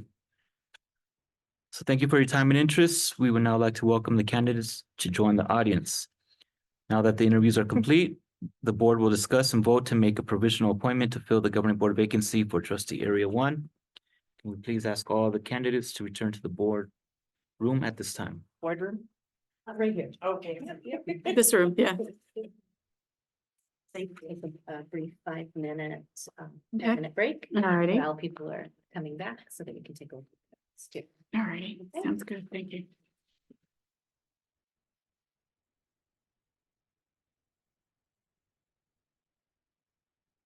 Do we have time for a restroom break? I need. Oh, good. Thank you for saying that. Oh, you're welcome.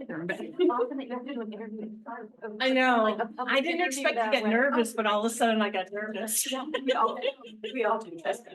It's just, it's a very unique interview and you know, in public, it's usually in private, right? With a group of people. Yes. Yeah, Well, but I it was appreciate the opportunity. Here's my card. Oh, but I think I want to come by and sit. It's on the 23rd. Yes, it's Tuesday. Okay. That's nice.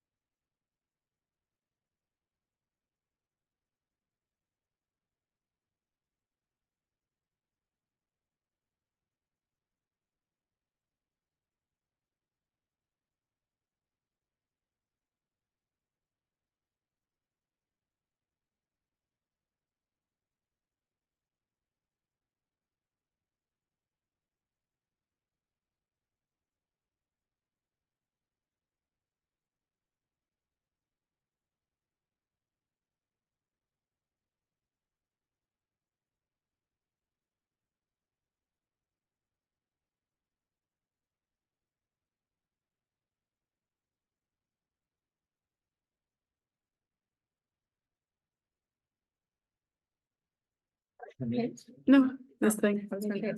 So we stole hers because she doesn't get a vote. Oh.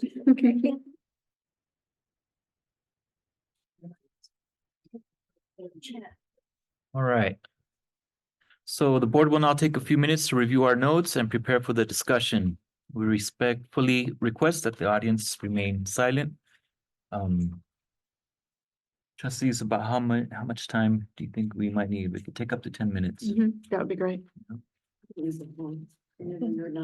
Okay.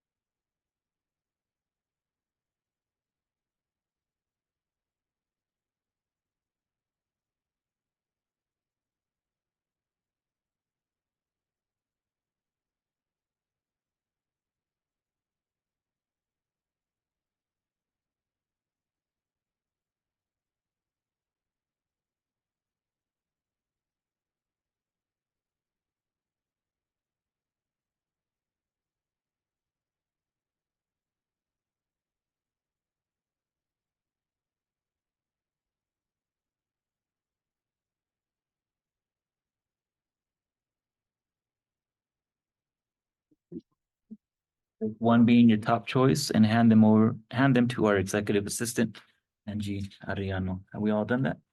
Not yet. Not yet, okay.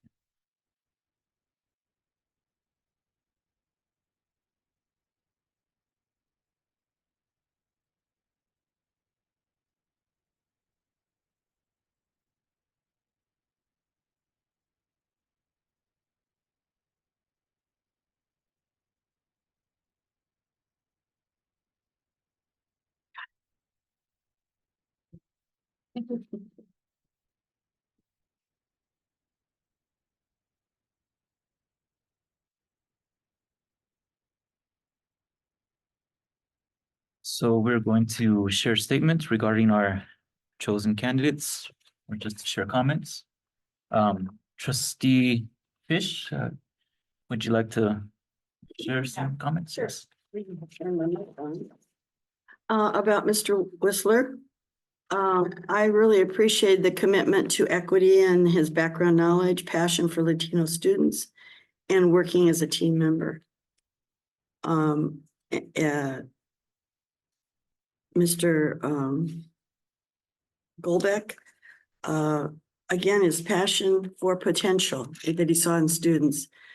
The emphasis on math, appreciation for diversity was another thing that I found valuable. And his willingness to work for a common ground with board members. And then Mrs. Sullivan, I thought, focus on foundation for success for students and her open-mindedness and willing to learn. Trustee McBride. Well, thank you. Trustee McBride. Okay, Mr. Westler, the fact that he was interested in maintaining and building a school that is good for students, that he looks for the best in the students and the bilingual education background. And that he believes in improving the bilingual educators, bringing bilingual educators. Mr. Goldback, his being so extremely organized and excellent communication, being an innovator, the professionalism that he talked about the trustees, it being professional and engaging, and establishing the well-being of the kids and the community for a school board to be focusing on that.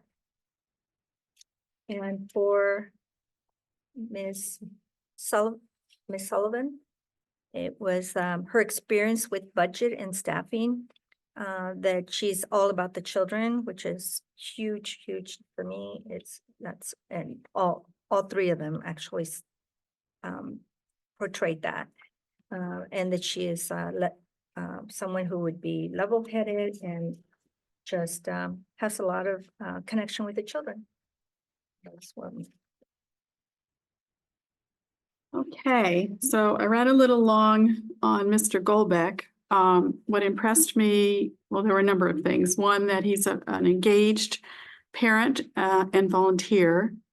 His strong professional background leading and managing organizations, but particularly embracing diversity and committed to listening, collaboration, and consensus. I was also interested in his understanding of the district and our role and responsibilities. His comment about providing learning and leadership opportunities for all students and supporting their social and emotional needs very much reflects what we do. He understood that being a board member is about collaboration, and that professionalism and mutual respect are important and actually essential ingredients. Thought he'd be a terrific asset to our board. Mr. Whistler has had a lifelong commitment and engagement to the Latino community through his work with media organizations and his work through really every strata of communication, whether it's through books or digital media, just incredibly wide-ranging experience. His commitment to bilingual education and his background from youth, being surrounded by family, I think that really shapes a person's commitments and understanding. And also his extensive experience serving on over 20 boards nationally and locally. And the work that he's done here in Fallbrook has been very important to our community. Ms. Sullivan really stood out for her experience as an educator, her commitment to doing the education in order to qualify for that while she was working full-time and in the evenings. This was really something that you felt that you wanted to do. You did it for 6 years, and it segued into something that I think shows her equal commitment to the community through the work in the nonprofit world, which is probably one of the most direct ways of impacting people's lives. And certainly your work here with our valued partner, the Boys and Girls Club, demonstrates your commitment specifically to the children and families in our community. So I think I just want to thank all three of you for being willing to be considered for this position. Thank you for that. Right, I would like to echo that as well. Thank you to all of you for applying for this position. How can I put it?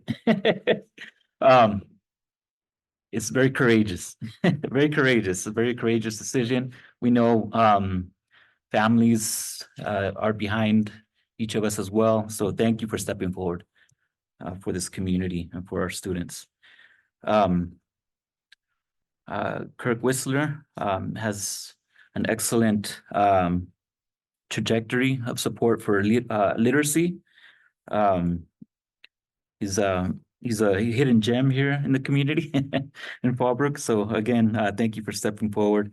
Your support for dual language is also key to our school district and our students as well. And I like that he was thinking win-win-win. All right. Mr. Golbeck, a parent in the district.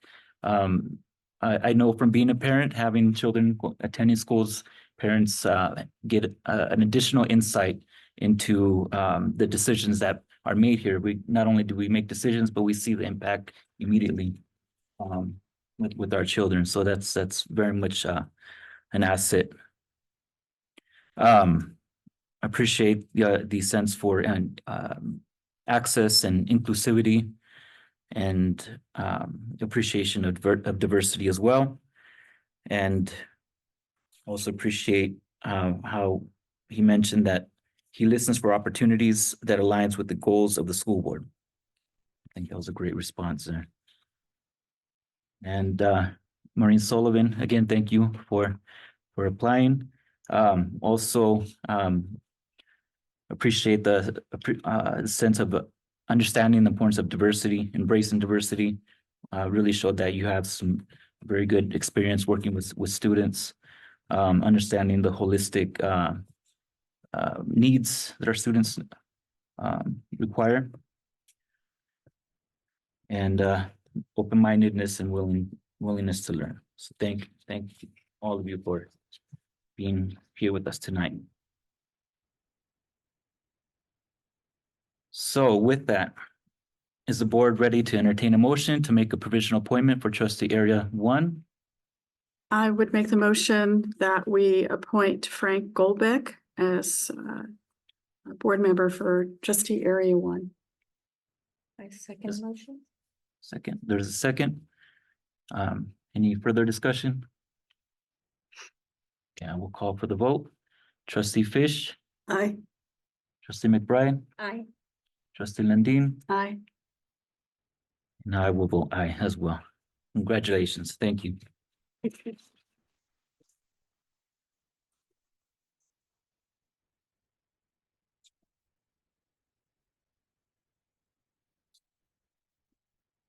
I would like to sincerely thank everyone for their interest in serving on the board.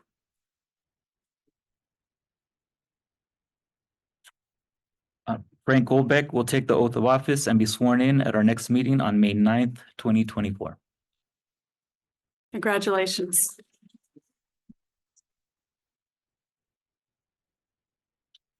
Let's take a Not 2-minute easy. break. Yeah. I just want to say something. And we'll take a 2-minute break. Thank you. Yeah. Thank you. Excited to work with you. Congratulations. Thanks. I'm excited to work with you too. Thanks. It's Thanks. a really amazing team. Okay, thanks so much. It's in the business. Yes.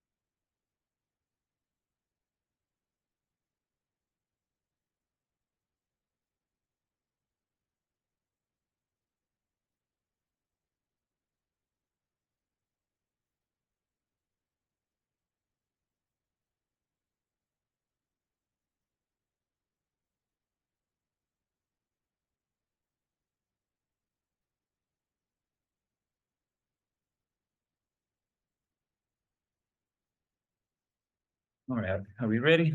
We are, thank you. So we'll move on to our first reading, new and updated board policies. The following board policies are presented to the governing board for its first reading. BP 0460, local control and accountability plan. BP 0500, accountability. BP 0520, intervention in underperforming schools. BP 0520.1, comprehensive and targeted school improvement. BP 1431, waivers. And moving on to administration. We have an action item, resolution 25-23/24 to proclaim April 2024 as a month of the military child. It is recommended the governing board approve resolution number 25-23, /24 to proclaim April 2024 as a month of the military child. The governing board wishes to officially recognize April 2024 as a month of the military child. This resolution acknowledges the significant contributions and sacrifices of military families, particularly noting the unique challenges faced by military children, including frequent relocations and the emotional strain of having a parent deployed. The resolution highlights the roles of Mary Faye Pendleton and San Onofre School, both K-8 base schools, with enrollments almost entirely consisting of military children, and the participation of military-connected students in other in-town schools. The district commits to supporting these students through targeted programs and activities designed to honor their resilience and address their educational and emotional needs. Do I have a motion? So moved. I'm sorry. Go ahead. In the second, I'll second. any comments? I just wanted to share that as we have talked about, all 8 of our schools applied to be Purple Star, Purple Ribbon schools, and all of those applications were accepted. And so for just to thank our principals for going above and beyond to connect with our military students in town and on base and really make the transition smooth for them, I think is an important step. And this acknowledgement is really important too. So thank you. So I will call for the vote. Trustee Fish, Aye. trustee McBride, Aye. trustee Landine, Aye. and I vote aye, so that motion passes. So next, we have a presentation. Star Academic Performance Data Update. Tabga Bustani, Assistant Superintendent of Educational Services, will present an update to the board on data with STAR reading and math, monthly attendance, and process going forward to meet our goals. Thank you. Good evening, esteemed board trustees, Superintendent Hazel, and members of the Fallbrook community. I am honored and privileged to share with you an update regarding our most round of student performance data to keep you well informed as to the progress of our students. This evening, I'll be sharing an update on the following data points as it relates to LCAP Goals 1 and LCAP Goal 2. STAR reading and math, reading progress, monthly attendance, school climate. I will also share our all hands on deck approach to ensure that our students are fully prepared to make it to the finish line in preparation for a state assessment. And you heard from our students this evening, they are ready and they've been preparing, and we are confident that they will shine. We are going to start with our STAR data. STAR assessments are tests to provide educators with data to make informed decisions regarding instruction and intervention. STAR data also is an accurate predictor of how students will perform on the CASP. As a matter of fact, there's a 90% reliability and accuracy of how students will perform on the CASP as it relates to STAR. So, as you can see, the data, the table, there are 2 tables that I'd like to share with you. The first table is STAR ELA, and I'll start, I won't have my mic, but I'll be right here. So STAR English Language Arts and STAR Mathematics. The first column indicates all the grade levels that were assessed. The next 3 columns are when the students actually took the test. So they take it 3 times a year. In August, in November, and in March. And if you look at the row of all students, grades 3 to 8, you can see that in August of 2023, they were at 42.8% at standard, in November, 48.4%, and in March at 48.3%. And the growth thus far is 5.5%. In math, you can see the same organization of the data, all students. In August of 2023, they were at 31.7% meeting standards, 39.4% and 38.7% with a 7% gain. And what's promising about this data is that it shows that we are on track to meeting our 10-10 goal, 10-10-10 goal as set forward by our superintendent. Also noteworthy are in math, in the area of English language arts, the 2 grade levels, you can see grade 8 is 6.4% and grade 4 is 6.9%. And if you come over here to this side in mathematics, you'll see a 10.3% gain in 8th grade. And then also in 3rd grade, we have an 11-point gain. So we are optimistic that we will meet our 10-10-10 goal, and our students will show us how amazing they are. The next data slide actually shows how our student groups perform. So this is a detailed breakdown of how our English learners, our migrant students, our students with disabilities, our Hispanic, and our African American students performed in both mathematics and English language arts. It's evident, if you look at the data, that all of our students across, with the exception of our African American, all of the students are making gains in mathematics and ELA. Also noteworthy here is the successful reclassification of 187 English language learners who are no longer in the EL category. So that is worthy of celebration and success. The next data set actually shows how we performed last year compared to this year. So if you look at spring 2023, I'll walk over here away from the mic again. Spring of 2023, all grade levels were at 38.2%. This year in English language arts, we're at 48.3%. So you'll see we have a 10% gain. So our students are performing 10% higher this year than they did last year. And if you move over to mathematics, you'll see 35% in spring last year. This year, 38.7% with an increase of 3.7%. And what this data shows actually is that when students are provided with high quality, rigorous, standards-based instruction, they can succeed. And we're seeing that growth, and we'll continue with that growth. This slide demonstrates how we are moving students up from the lowest level of performance, the lowest band up. So again, the comparison from spring of 2022 to spring 23-24. These 4 levels mirror the levels on CASP. So we want students to move out of the red bands into the green. And I'll explain what the green bands are. So the top band right here is exceed standards, right? This band is meeting standards. This is right there on the cusp, like near standard, and this is below standard. So we want to move students up. We don't want any students in the red. We want every single student in Fallbrook in the green, in ELA and mathematics. And so what you can see here is there's a 10% decrease in the lowest level of students in reading compared to last year.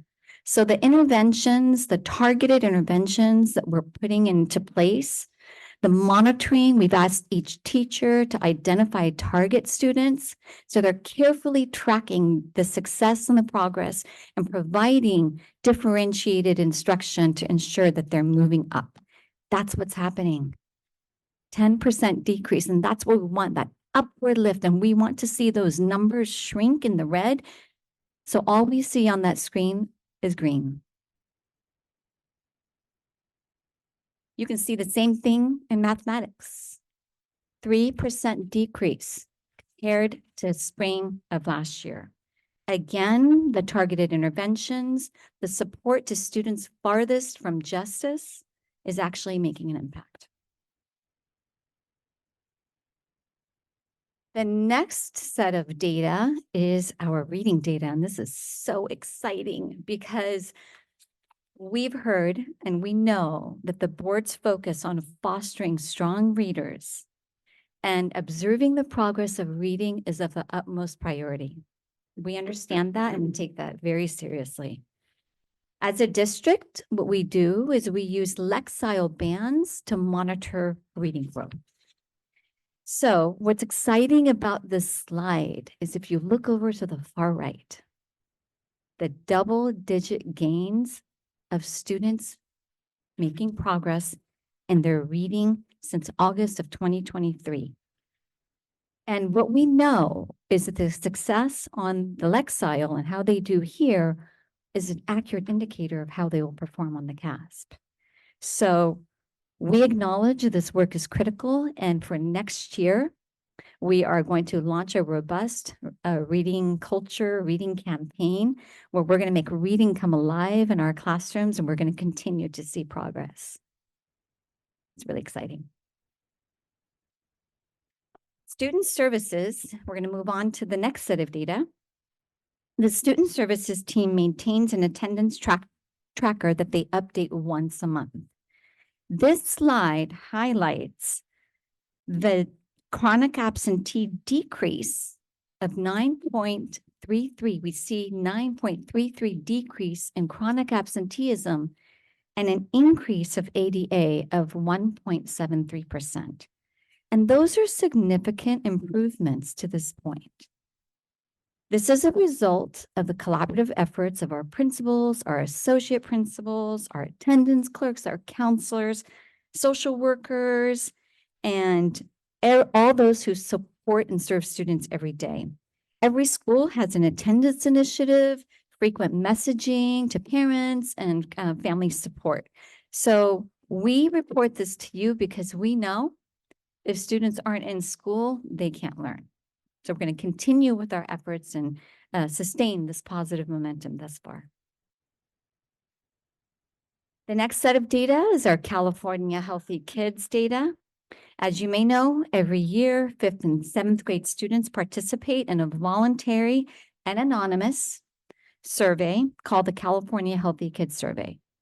It is the largest statewide survey of resiliency, protective factors, risk factors, health behaviors, and positive relationships.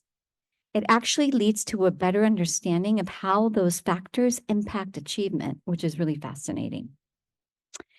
Fallbrook FUESD students showed improvement, actually, in areas including school connectedness, high expectations, school safety.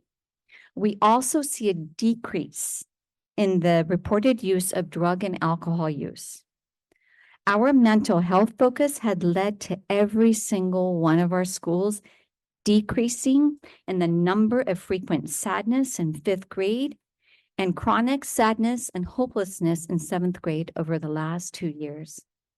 This data is reflective of the dedication and the commitment of our site staff and the entire student services team. Here we are. We're going to make it to the finish line.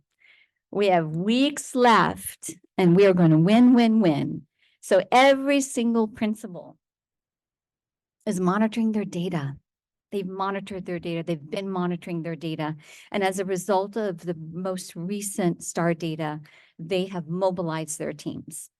And they have developed plans to ensure that every single staff member is there and wrapping their arms around students.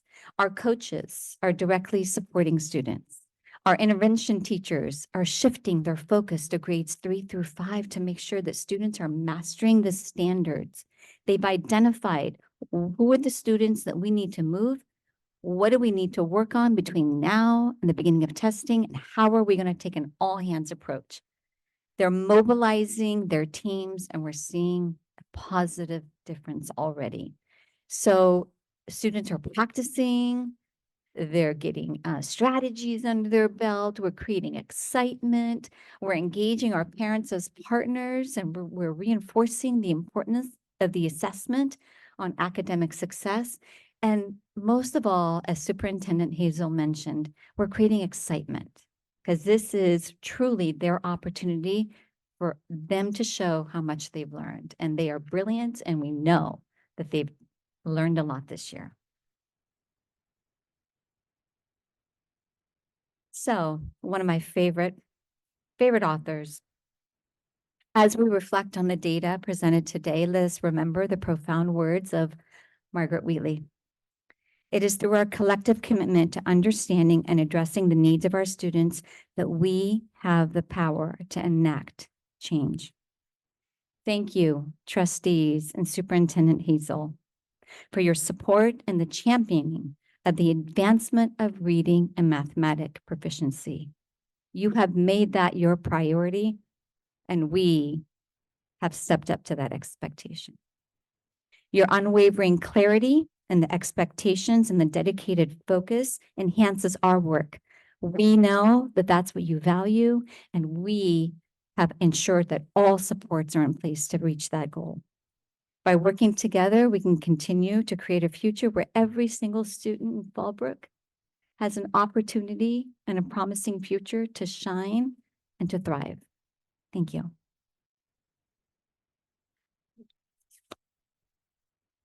Why don't you stay up there? We may have some questions. Yes, I'm sorry. So I just want to say something. So 3 years ago, I sat in this seat and we were presented with the district's goals for improving ELA scores. And it was 5%. And several of us were really unhappy about that. We thought, if you look at the numbers of where our kids are, it is totally unacceptable to think that 50–60% of our kids can be below reading level. And we were told, actually 3 years ago and 2 years ago, that anything beyond 5% was unachievable and unrealistic. And then we changed leadership and the leadership team. And when I saw this number of 10%, I couldn't believe it. It can't be done. The year-to-year comparison, the year-to-year comparison is what I'm really looking for. Where were we a year ago and where are we now? And to see that some of our grades have 12%, 20% improvements. Now, you know, they didn't start great if they've gone up 20%, but that 20% is incredible. So I just have to say that I couldn't be more excited. I couldn't be happier. I couldn't be more grateful to our current superintendent and the team, to our site administrators and our teachers, because they're all the ones doing the hard work, to our TOSAs. This is what we've been hoping for, praying for a very long time. And to see it, to know that our kids who deserve to be successful are being given the tools and the support they need to be successful, and to show everybody that they're just as smart as everybody else. So I thank you all. I thank you so much.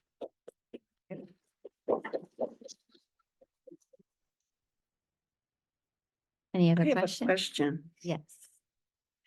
Mathematics is about reading and vocabulary. And where is that reading portion getting translated into the teaching in mathematics? They have practiced, so first and foremost, mathematics does require the analytical, the problem solving, the reasoning, and the teaching of reading. Like they need to apply their reading in math. And we've met with teachers, to your point, Dr. Fish, every second grade, we've met with first grade, we've met with third grade, fourth grade, fifth grade, and sixth grade.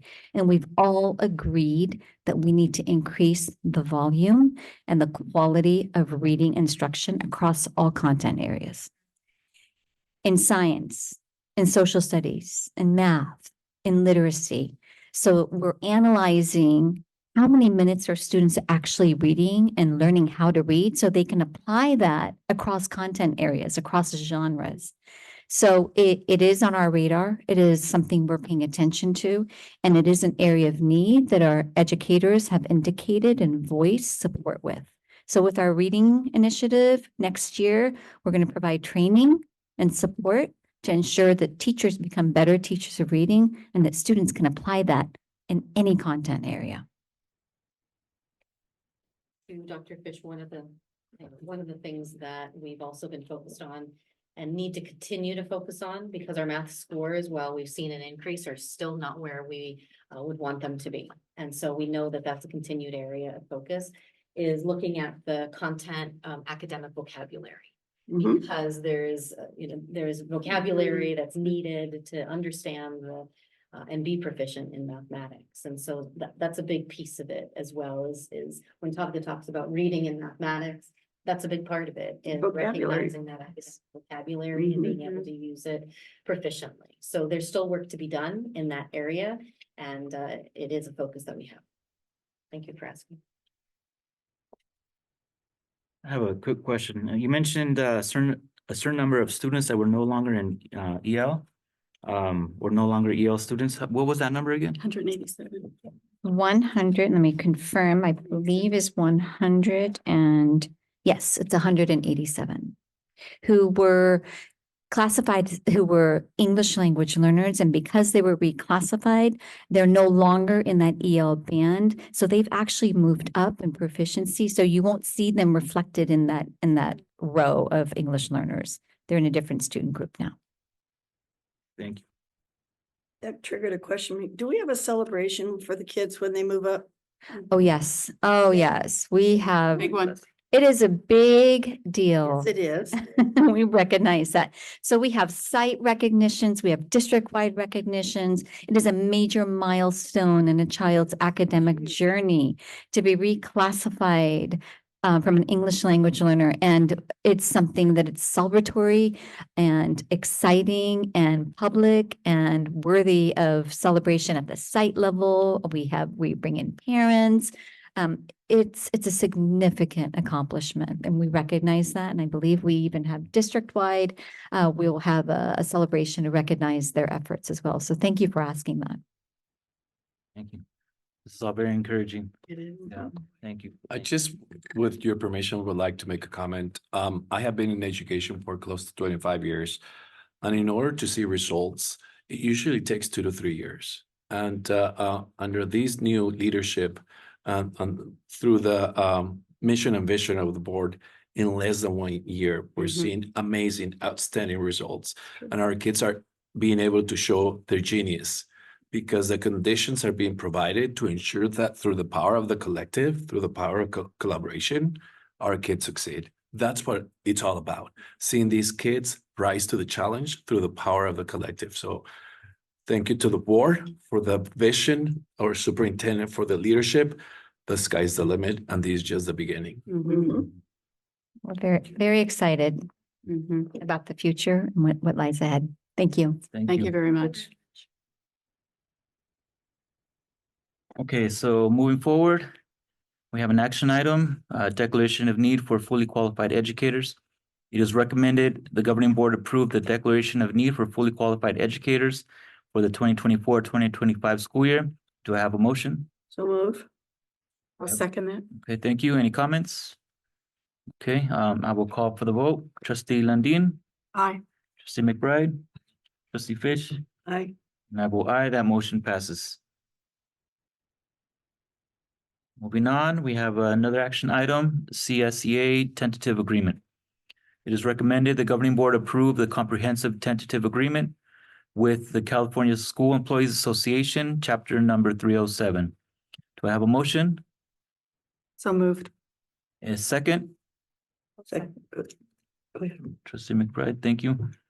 Any comments? Yay. Yeah.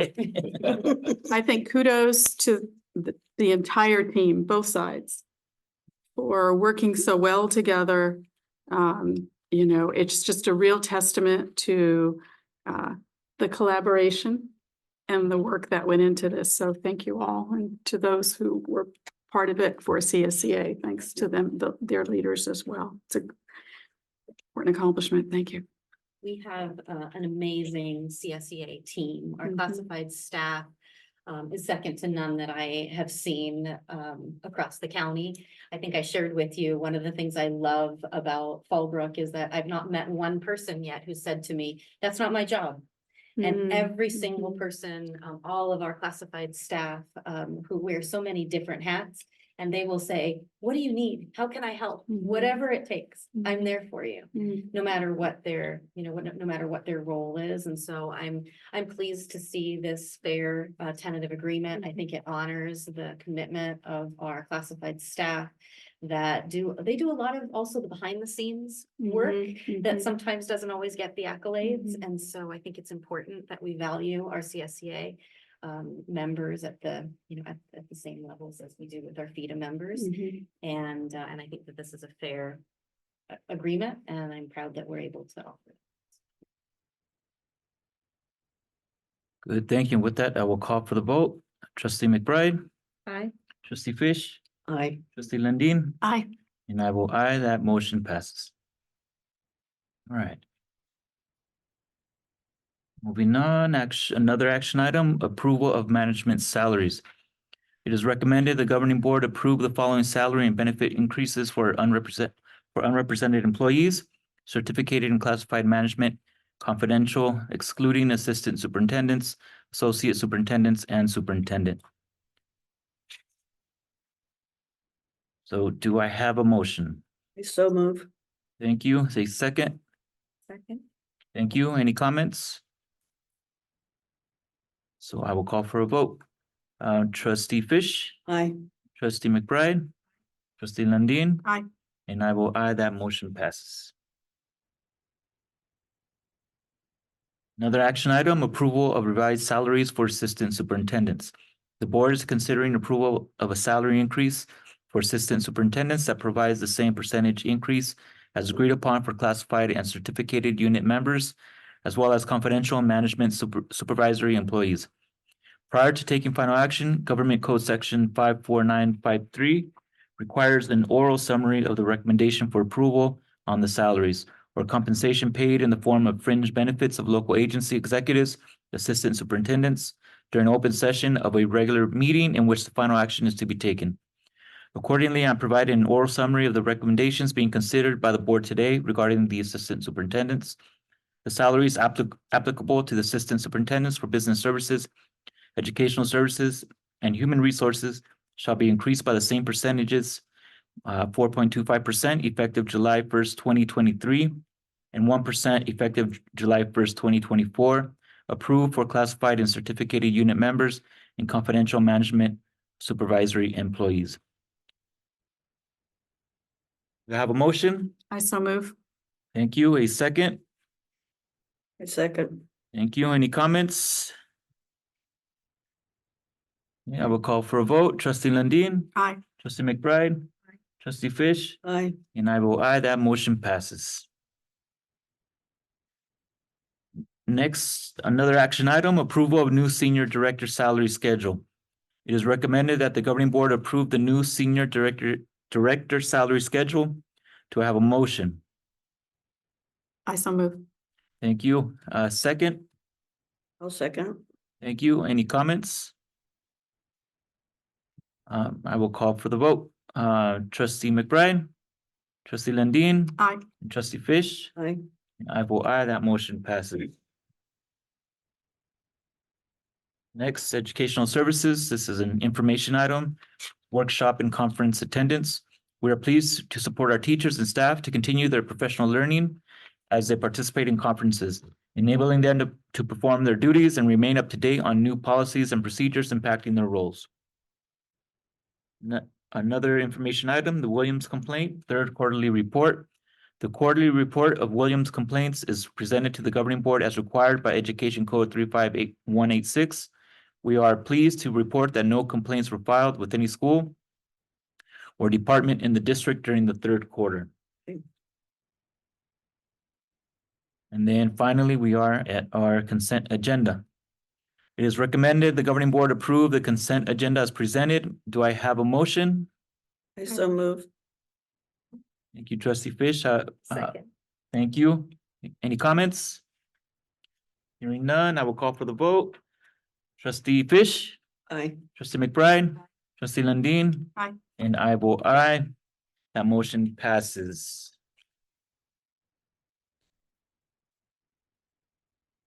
Are we doing that? That- No LCAP? She's asking a question about No that. LCAP? No, we removed that. Oh, I missed that, sorry.